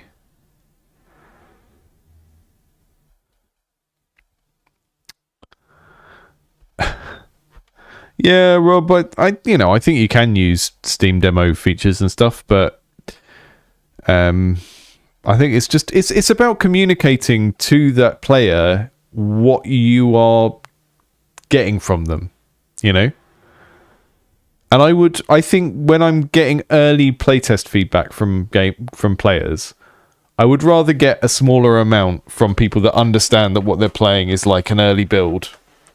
Because Steam is a storefront, and it might have all of these features in it, but most of the people on there aren't there to be playtesters, you know? So I think it can create a lot of mixed messages if you put stuff on there that is really, really early alpha.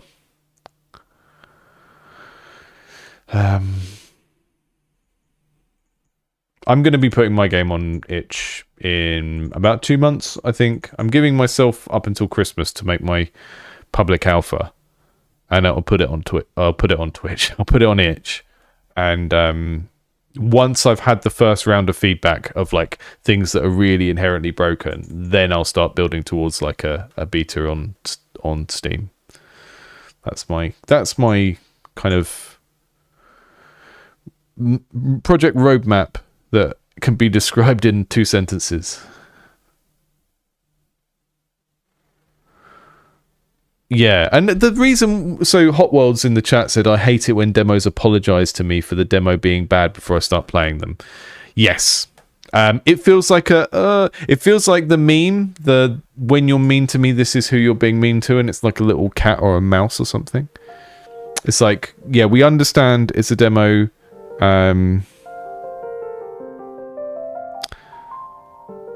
You know, there's just... There's a way of doing it that doesn't come across as too apologetic and defensive. And, yeah. I can't tell, am I at a hospital or am I at, like, a Republican conference? I guess they would have the same look. There's a cat.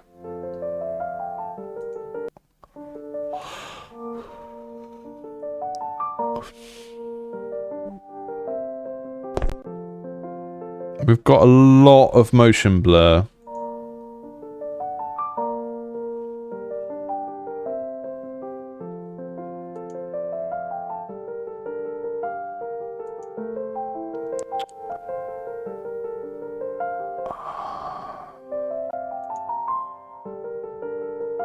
I would say have some of these settings set to the middle as the default rather than the highest.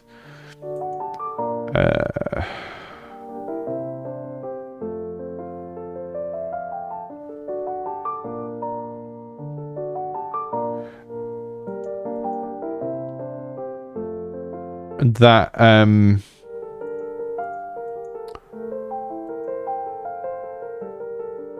I've got some weird tearing going on as well. Is that VSync?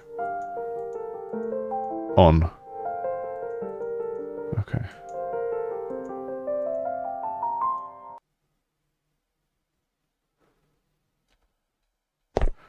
We've got some nice posters. Give us a break, not a stub toe.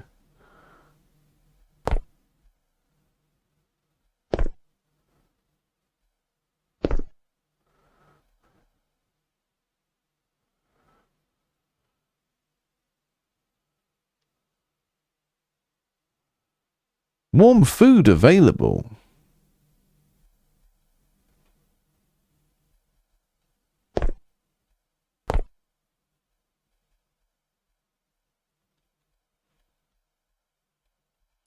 Is that how you actually say when there's an alarm, you do the emergency? I like these posters.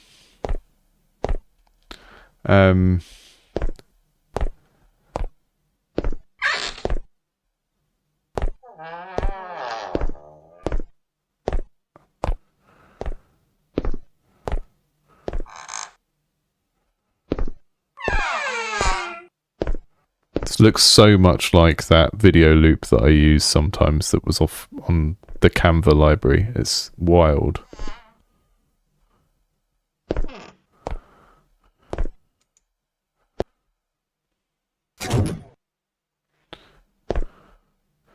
Birthing center, restaurant. You need to do a typo check on some of these signs. Dentist, green zone, ear, nose, throat, urology, brown zone, gynecology, radiology.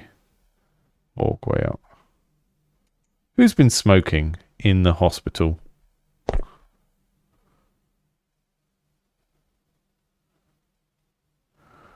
Some robots in there. Hello, robots.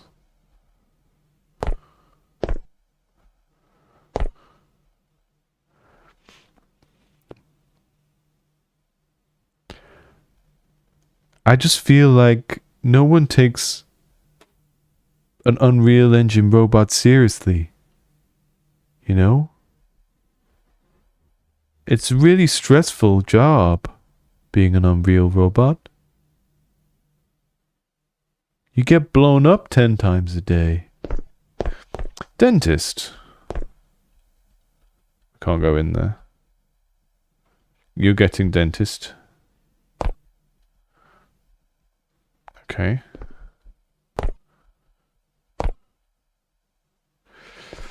I think I know that maybe they're placeholder, but the robots do make it difficult to tell because they feel like an anomaly in their own right. Hello. Keep on going. Why is that person pooping with the stall open?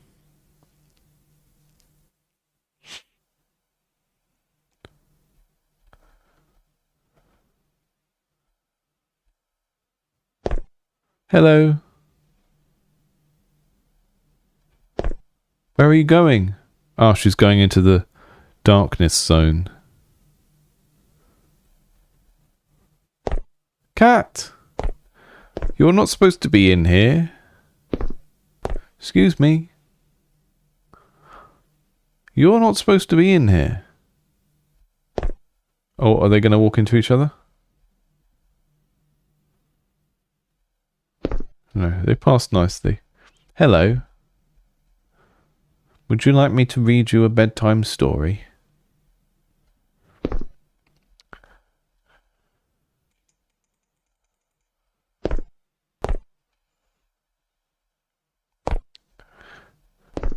You're being recorded.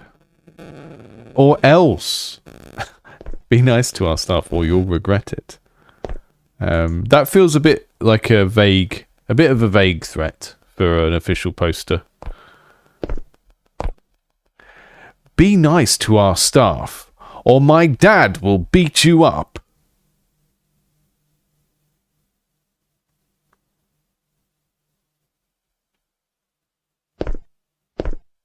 Click on the cat. The cat's gone. Oh, maybe next time. Hello, Skelly Bones.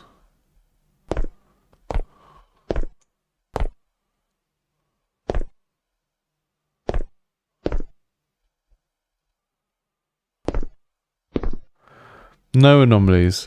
I like Mr. Balloon Face. Very good. Yeah, it does feel quite long. There's quite a lot of things to potentially remember. So I hope you've made it so the first one is really obvious. It's not just like, oh, one of the robots is missing in one of the rooms or something.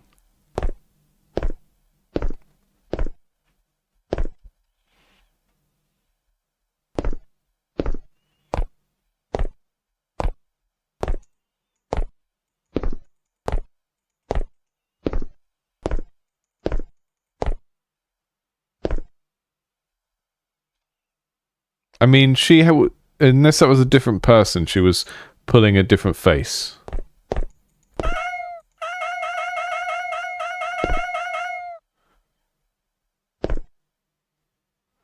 I'm riding the cat. Oh no, it's a different person. Okay. Are you a different person or are you the same person? I am the mighty cat rider. Behold my ferocious steed. I unlocked this mount for getting my night elf druid to level 50. I know enough about World of Warcraft to know that a night elf druid would probably have a cat, but I don't really know what I'm talking about. Ah, hello, you're an anomaly.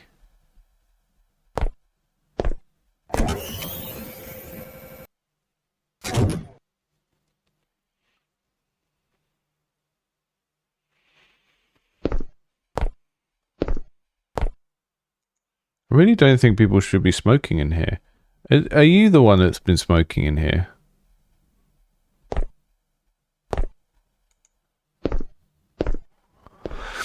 Was it you?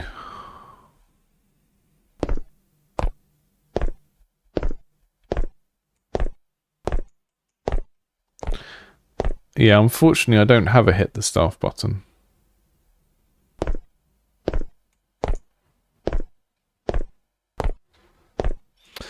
No, you usually it's usually a binary choice in anomaly games where you just sort of say whether there is one or not. Then it's not always obvious. Sometimes you can just fluke. So you need some way to stop people fluking, which would be like having a having like you have to go back if you get it wrong so that you're penalized for guessing, I guess. I want to see some weird anomalies.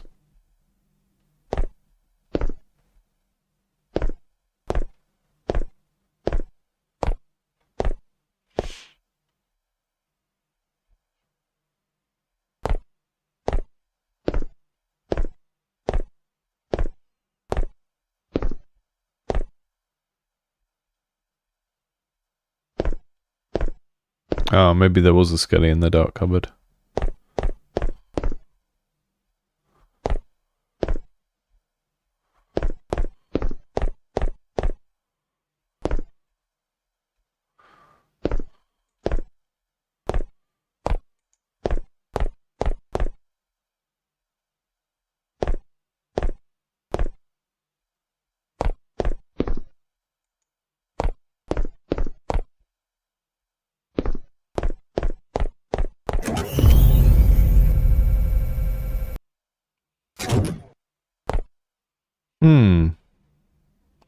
That's got a different kind of number on it to the other one. That's like a regular number one, and the other one has a digital sort of number.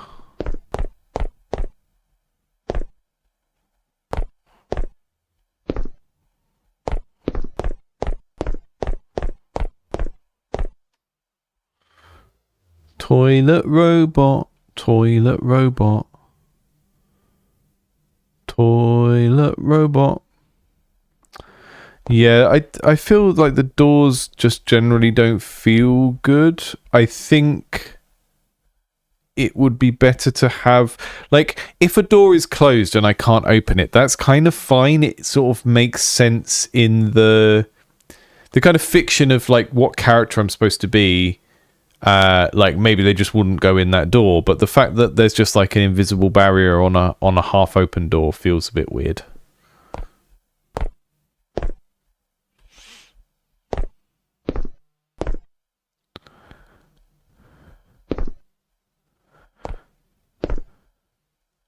Ah, the purple passage. Hello. Are you an anomaly?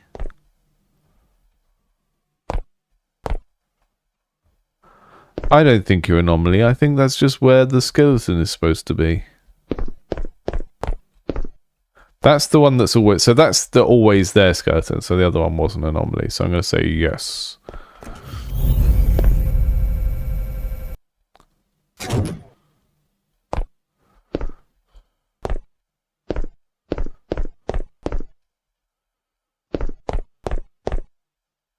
We should brainstorm some anomalies. There should be one where all of these things are under the table here. They're still there, but they're just under the table.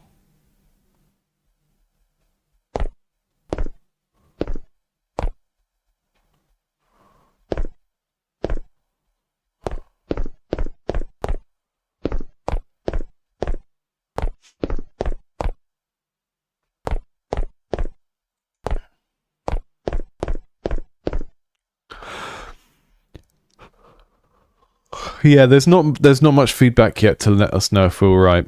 So if you check out again, the last one of these I played with, the last and only one was the Bite Me Games Kyoto Anomaly, and that had a very subtle thing that told you basically how close you are to getting out of the loop. And I can't see anything like that in this game, so we need something.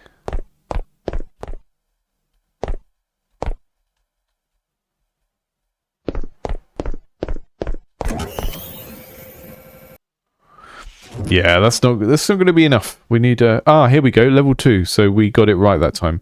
Okay, so that is our judgment thing of like how well we're doing is if that number goes up. So if we're getting up to the next floor, essentially.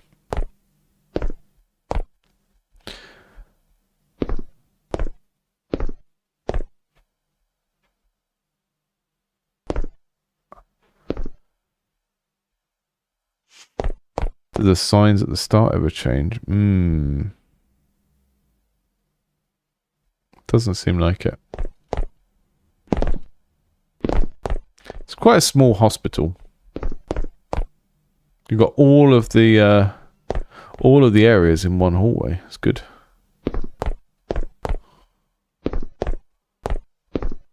Hello.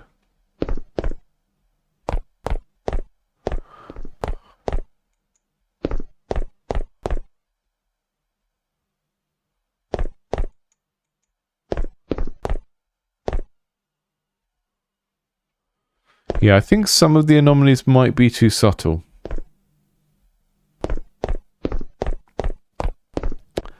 I don't feel like I've noticed many. Is that an anomaly? It says don't smoke and then there's smoking stuff in there. Yeah, that's true. Robots generally don't need to see a urologist. I'm going to say that the smoking sign and the cigarettes were an anomaly.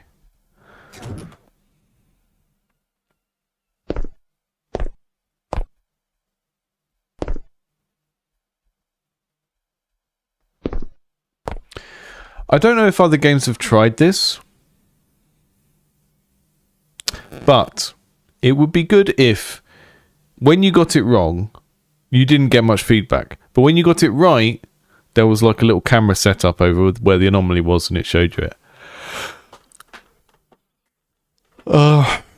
Yeah, I feel like some of the anomalies, I feel like there aren't enough big anomalies where it's like a big strange thing. And that's kind of stopping it feeling eerie. Because I know that these aren't horror games, but they are generally, like, I think generally they're going for something that feels eerie. It's quite populated. We've got quite a lot of characters, and that stops it feeling eerie as well. It's not like we're in a place at night with not much stuff in it. I mean, the robots are eerie, but we kind of get used to them very quickly. So I'd have a think about all of those things. I think overpopulation of the level with characters rather than objects is maybe a problem, because we don't have many. It's quite a long corridor. There aren't that many individual kind of object assets. And if the anomaly is just something like, oh, this water cooler wasn't here last time, that's the kind of thing that doesn't feel super exciting to sort of notice and remember. The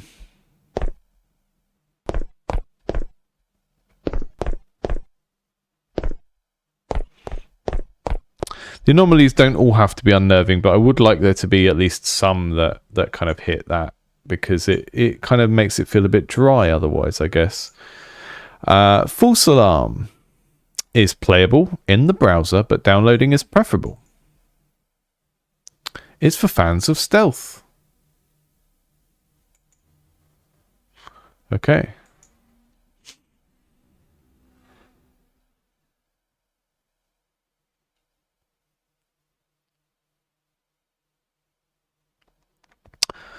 Yeah, it's just, maybe it's just a bit too populated. There's just quite a lot of characters in it.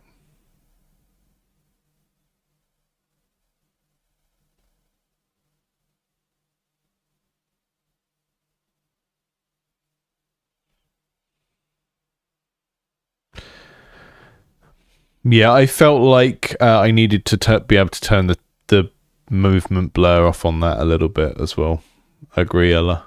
I looked for the setting early on and I couldn't find anything. You had loads of settings, but none of them was to turn off the motion blur as far as I could see. False Alarm. Yeah, it does look very nice.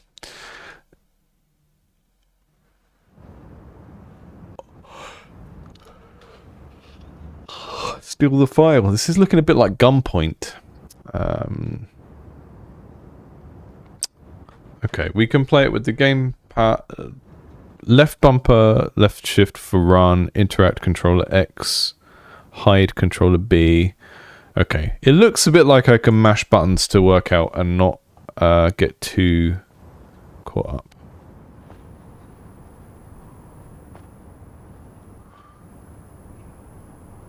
No sound at the moment. Maybe we just don't have any implemented. Really lovely animation. Press Y to peek through keyholes and X to open doors.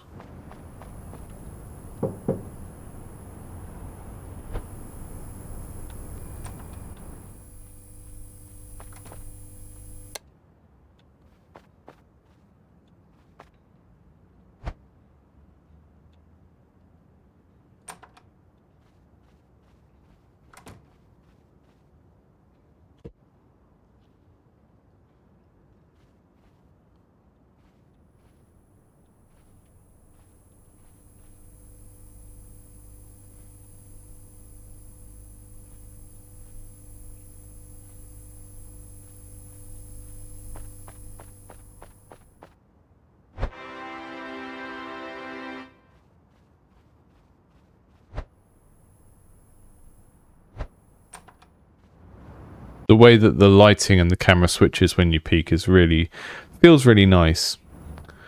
Running makes noise. The sound is very, very quiet on this one. I might have to pop it up on. There is some sound. It's just very, very quiet.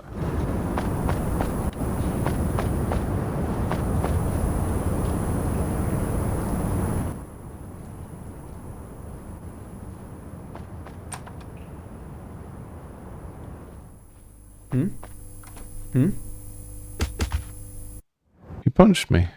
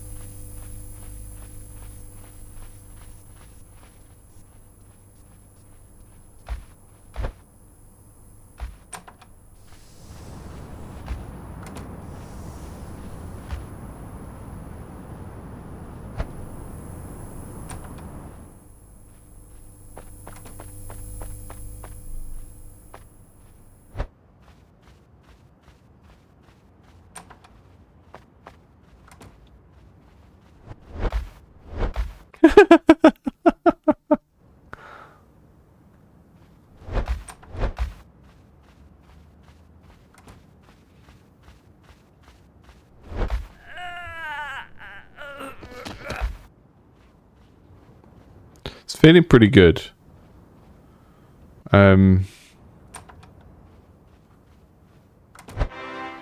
It's a kind of bit of a challenge of making a game like this in 2D, of like, how do you make it spatially interesting? I think that there might be a reason why historically stealth games have been in 3D. So this might be the answer. We can pick stuff up, we can do that kind of stuff.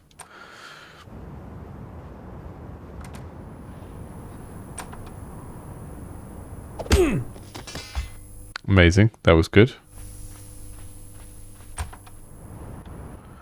Yeah, there's loads of really nice touches here. It feels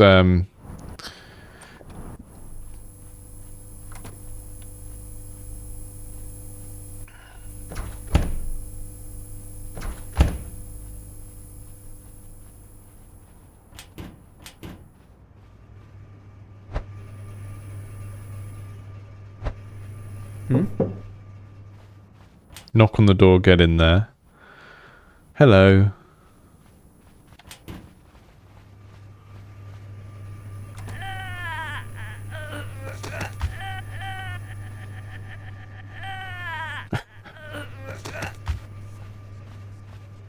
That was a good bug. The old multiple strangle.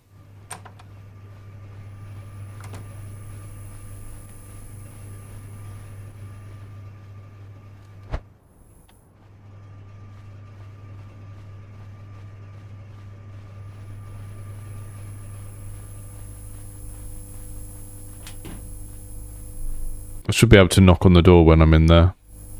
That would be funny.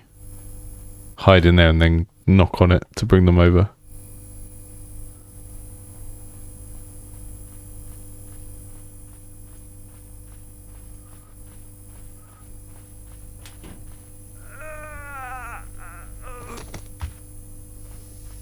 In you go.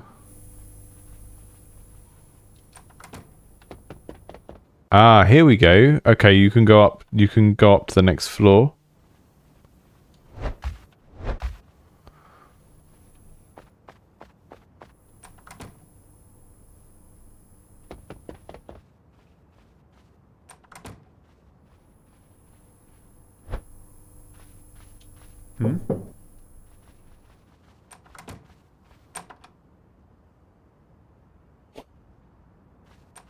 It's good.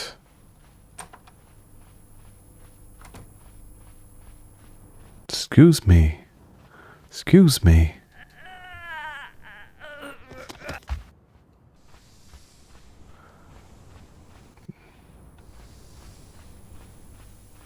Where can I put you?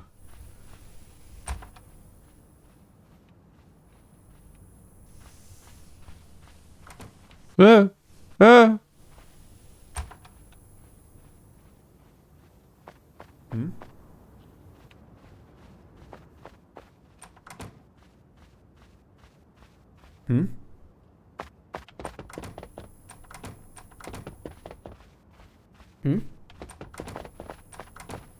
Okay, I'm having a little bit of a controls problem with being able to get in and out of the doors. That kind of upstairs downstairs type thing.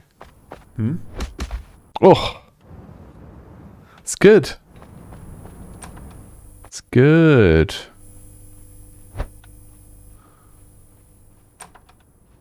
Very dark. I mean, I've not got a good contrast on my screen today because the sun is out behind it.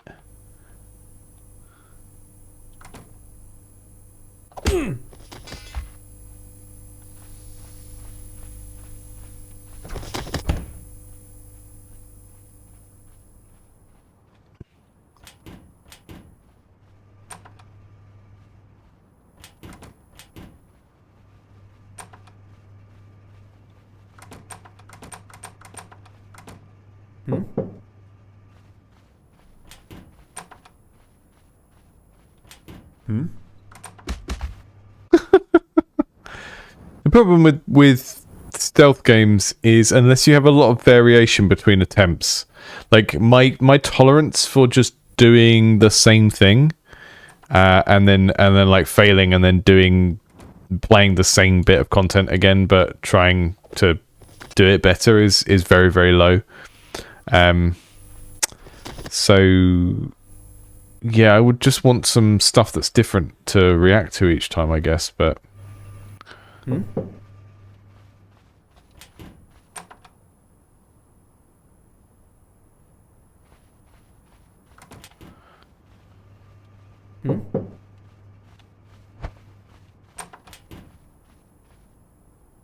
come over here.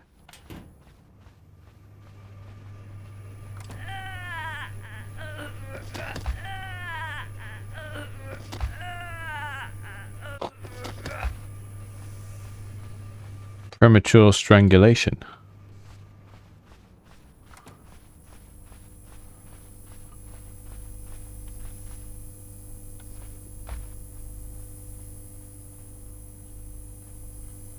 Why can I not use the crowbar twice? They need to be perfect for it to be able to knock someone out, and if you knocked someone out with it already, it's no good anymore.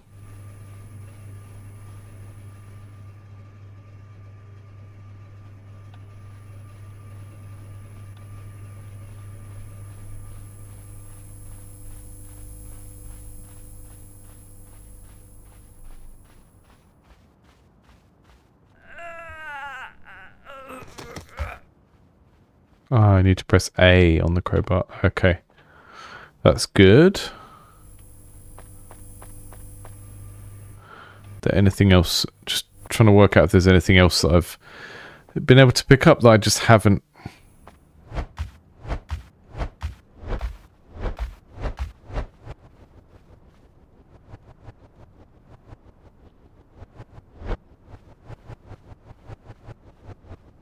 That's me. You might wonder how I got here. Well, ever since I was a kid, I've been doing the sofa flop dance. It's kind of a family tradition.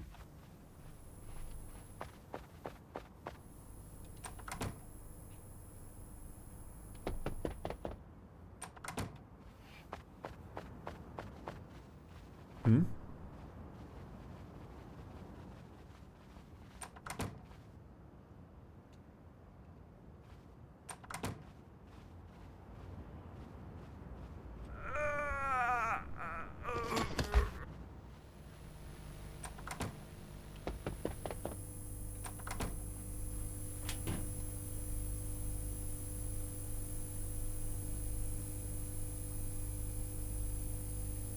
Steal the Employee of the Month plaque. That's very funny. That's a very funny thing to be stealing. I like the combination of, like, everything looks really dark and noirish, and then you've got these slightly silly things that you need to steal.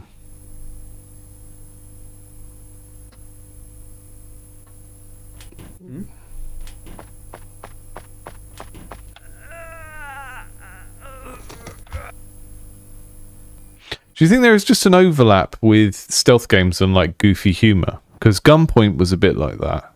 I need to go back and play that. I remember watching people play it. I never got around to playing Gunpoint. It was like a side-scrolling stealth game like this. Hitman has quite a funny sense of humor. Metal Gear Solid is sort of notorious for being tonally silly.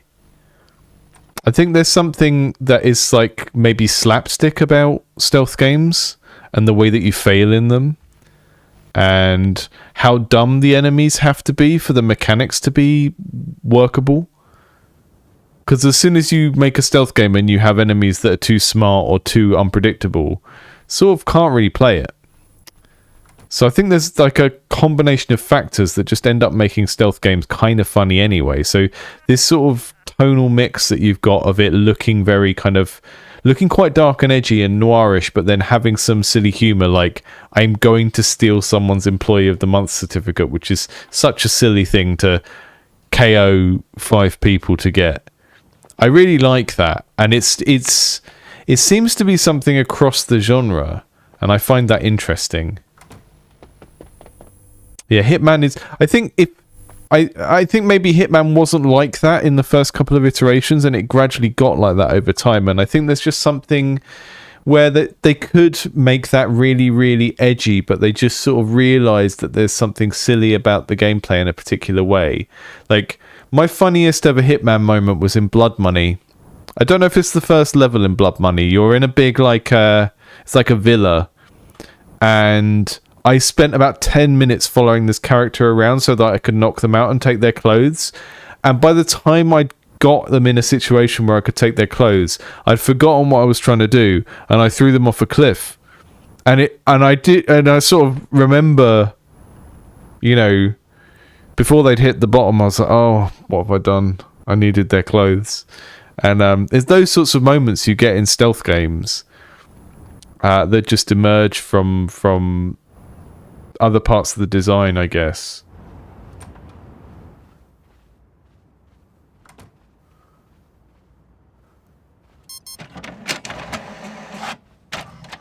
Turn the photocopier on.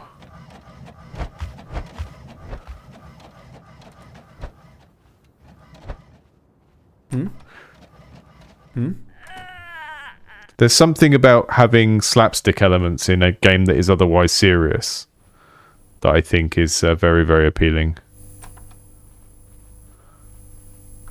God, I love Dishonored.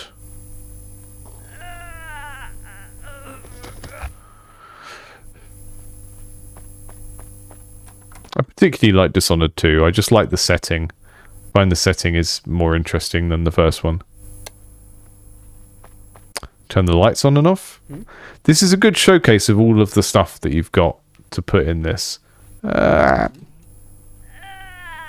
If you time it right, you can just about dash up to them and knock them out even when they're gonna catch you, which I think is good. I don't know if the timing is quite right on it yet, but I think it's quite good to have a sort of panic attack option in there somewhere.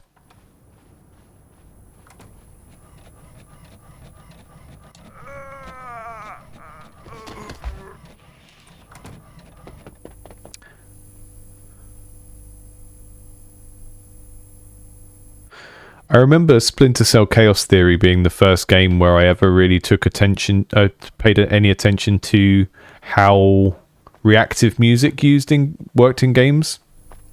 Because that was the one that had Amon Tobin doing the music, who's like a very well-respected sort of drum and bass producer. And yeah, it was a really cool album. And I remember... I don't think it was new. I think things like Wise and those like midwares for making reactive music had existed for a while.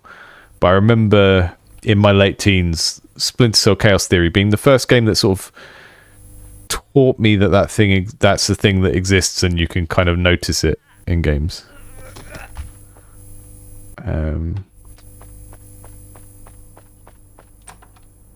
Yeah. I like that getting out of the level after doing the heist is still a kind of challenge of sorts. Oh, I didn't get it this time. For some reason, I thought we were still getting the Employee of the Month certificate, so my brain didn't get the message that we'd switched level. That might be something worth thinking about in terms of like the overall structure of this game. It's just what's the cheapest way that you can make the level look different from the last one so that there's a clear distinction in the player's head. Because these kind of noirish type themes, it does create that problem sometimes. Invisible Inc had this problem where every level kind of looks a bit the same, and that means that they can kind of merge together in terms of your experience. So even just like changing the ambient color a bit between levels could go a long way there.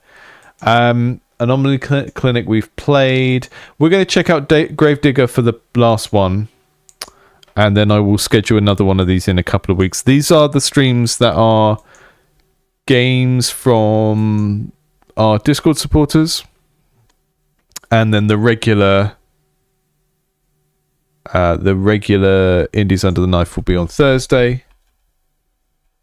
What have I got this Thursday? What's the theme? Let me just check out the channel. This Thursday, we are doing Echo or Eco and Lawyer, which are two sort of bigger fantasy games that looked like they would be interesting to play back to back. Very far along in development from what I can see, quite polished, look like they would be interesting to play in contrast, even though they're not the same sort of games. So that is what we've got coming up in 2 days' time. I don't know whether it's Eco or Echo. I guess this is Lawyer. It looks a bit like Lawyer with like a lawyer with a particular accent. I don't know.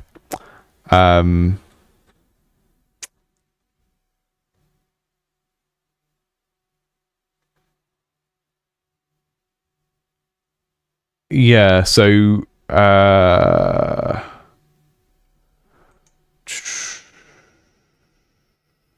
sorry, lost my train of thought there. Gravedigger, last game for this stream. Splinter Cell Chaos Theory was a early 2000s Splinter Cell game.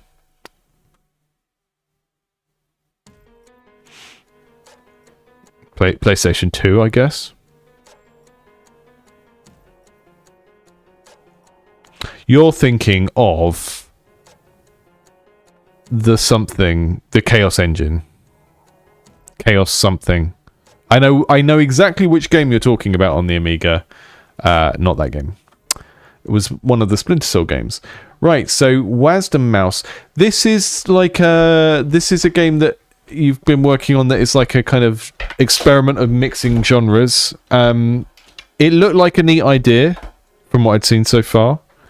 It is like we are doing some kind of farming in order to sustain a lane battler, like one of those old Flash games that's like a, you know, the characters on each side meet in the middle and fight, and then you upgrade them and stuff. One of those with some mining and stuff.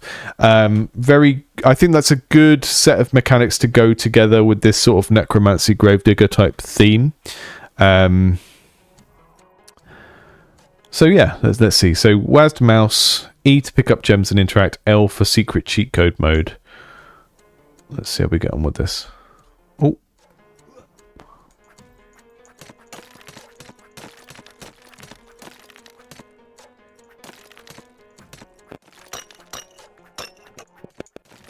Some nice different sort of audio textures of like what different things sound like on the when you click on them.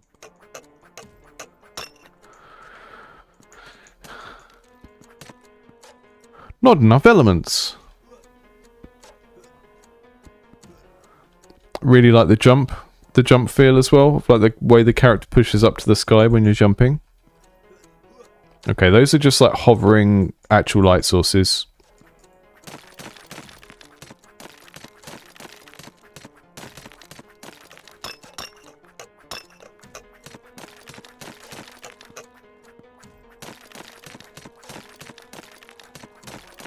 We're doing some digging.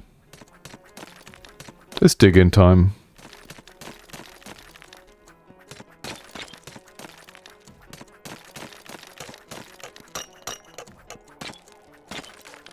Ooh, that was nice. We got like the coffin gives you a big old burst of I like the title as a sort of pun because we are digging and it's graves, right? But we are a grave robber, aren't we? Rather than like a grave digger is someone that works digging graves, but a grave robber is someone that steals things from graves, and we seem to be the latter. Okay, so the rocks and stuff go in there. It converts them into coins. I upgrade my shovels.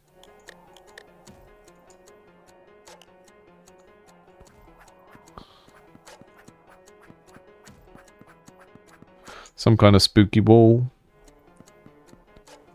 The townspeople didn't like that. I don't know what that means.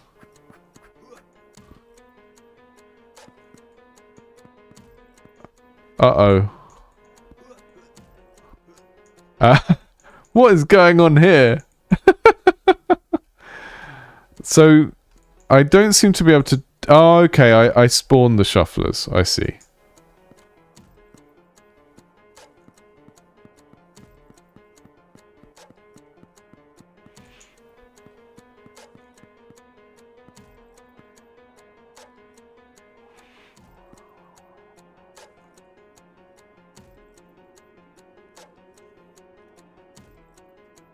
A couple of people have asked questions about submissions. Have a look at the channel homepage. I sort of end up explaining it a lot of times each time. And it's just easier if I don't say it over and over again. It's probably annoying for people to hear over and over again. So just look at the channel homepage. It will tell you. You can also go on indiegameclinic.com, which tells you about all of the things we do there.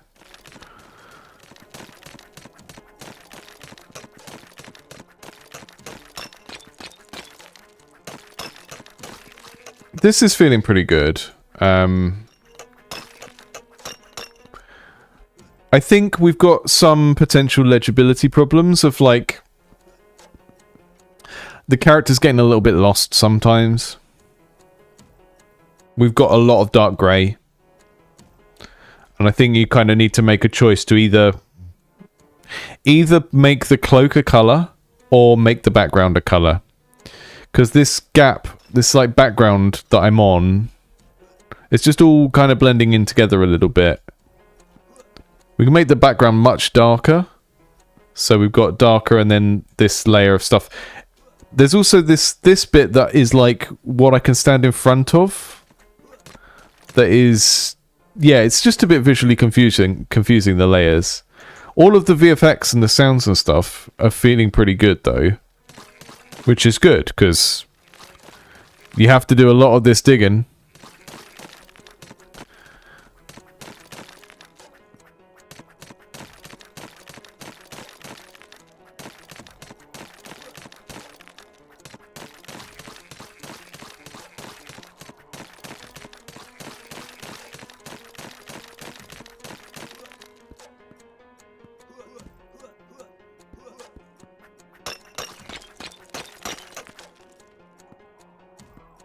Do I need to go?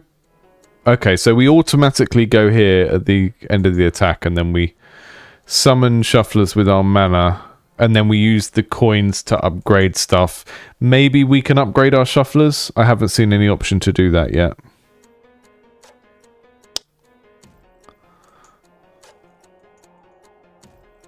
I love these enemy designs. Are really nice. There's quite a lot of like I don't know what you'd call it, like pixel tearing and stuff on some of these. They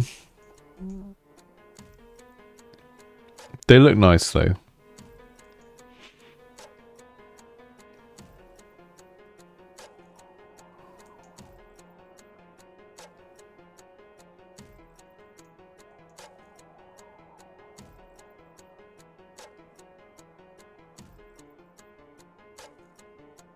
Seamus is going to the Grand Bazaar. I'm going to try one more game of that because I didn't get very far. Seamus is going to the Grand Bazaar. Wow.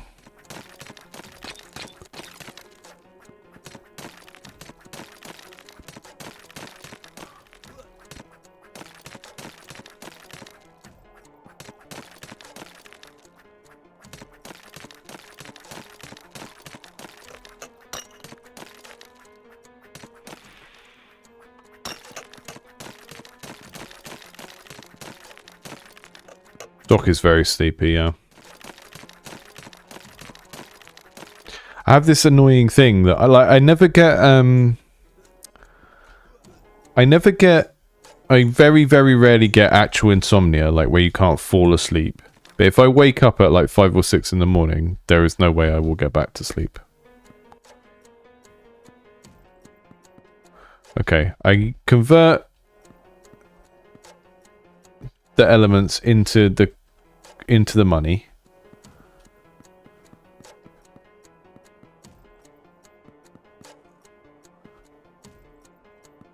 These are all things. So this is necromancy stuff I can buy.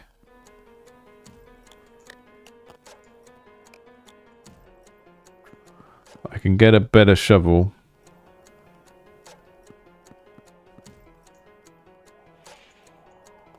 Uh-oh.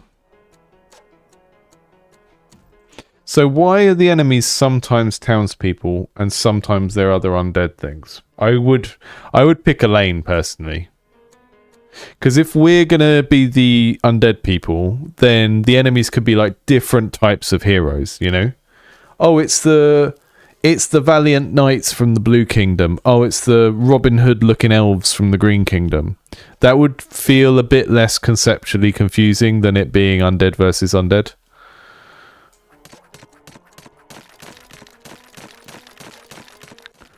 It's a good concept though. I really, really like the character design. It's sort of, he looks a bit like a skeleton, but a bit like a human. Kind of hard to tell what's going on. That makes him an interesting character design. I quite like that.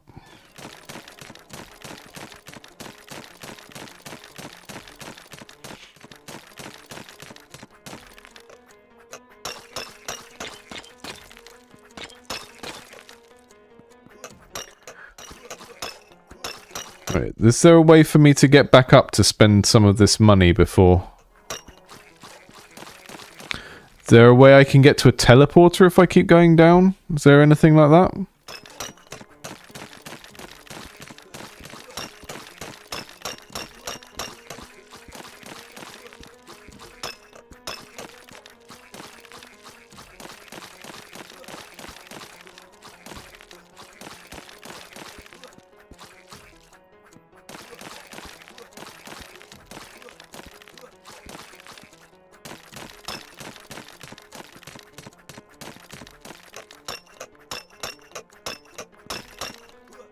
I'm a bit stuck. Have I got stuck because of level gen, or have I got stuck because of my own hubris? Who will know? Who could know?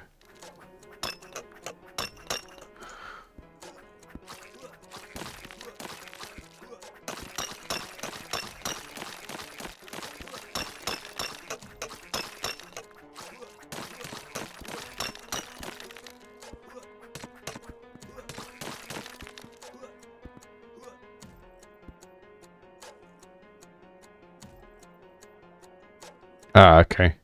It's neat. I like it.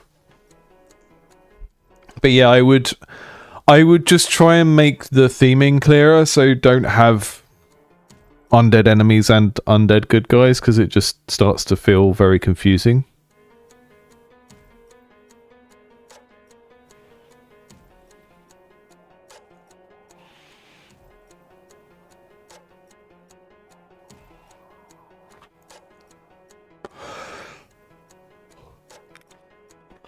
See, when you described this game to me the first time, I thought that this auto-battler would be ongoing, and then you would go down and dig and then come back up into it when you wanted to bolster them. But I think having it in waves can work.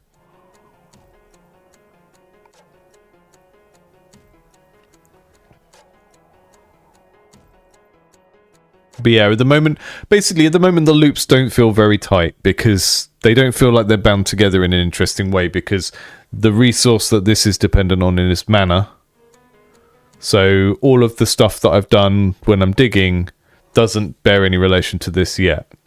And I would think if you want to explore the connection, how you can make these two different mini games work together, just try and focus on what that connection is. For the next, if you carry on with this for a week or two, just put all of your energy into exploring the link between those things.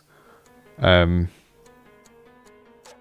like the core feel of the digging game there. It's giving kind of steampunk dig kind of vibes, which, what can I say? It's not just the children who yearn for the mines. It's good. It's good. I'm gonna tick it off on my list. So we got through all of these games that are blue this week. That was a lot of games. Yeah. Thank you for sending them over. These were all games from our members of our Discord that support the channel. I will play these ones next time. I will prioritize these. I'm gonna make them pink now, to highlight myself, to remind myself that next time. I will schedule one of these for 2 weeks' time, so it's going to stop being a monthly. We're going to do it more regularly, and then on Thursdays we'll continue doing the thing where it is games that that anyone has sent in. If you want to send in a game, there is this form on the channel homepage that is literally right there. Links, game submissions there. Sometimes it takes months to get to a game that is submitted that way, but it's a busy channel, and I don't do first come first serve. So when I schedule the streams for September, I will look through that list of games from that Google form, and I will make some streams based on 3 or 4 games that go together. And some of them might have been submitted months ago, some of them might be more recent. But it just comes down to what can go in a stream and make sense together. When we do this kind of stream, when it's for Discord members, there is no connection between the games apart from the fact that they are made by members of our Discord. But when I do Indies Under the Knife, I try and theme them. I try and put them together, 3 anomaly games or 2 platformers or whatever. And it just kind of depends on what we have in the backlog. So coming up 2 days' time, we're going to be looking at Eco and Lawyer. Here they are. Echo. Whoa. Very loud. This is Lawyer. You build house moving castle. It's just a house moving castle building game. I like building a house moving castle. That's neat. And Echo the Bewitched Lands, which is like looking like a little top down Zelda with a little bit of the choose one of these 3 things type trend. We'll be checking those out on Thursday, so drop by,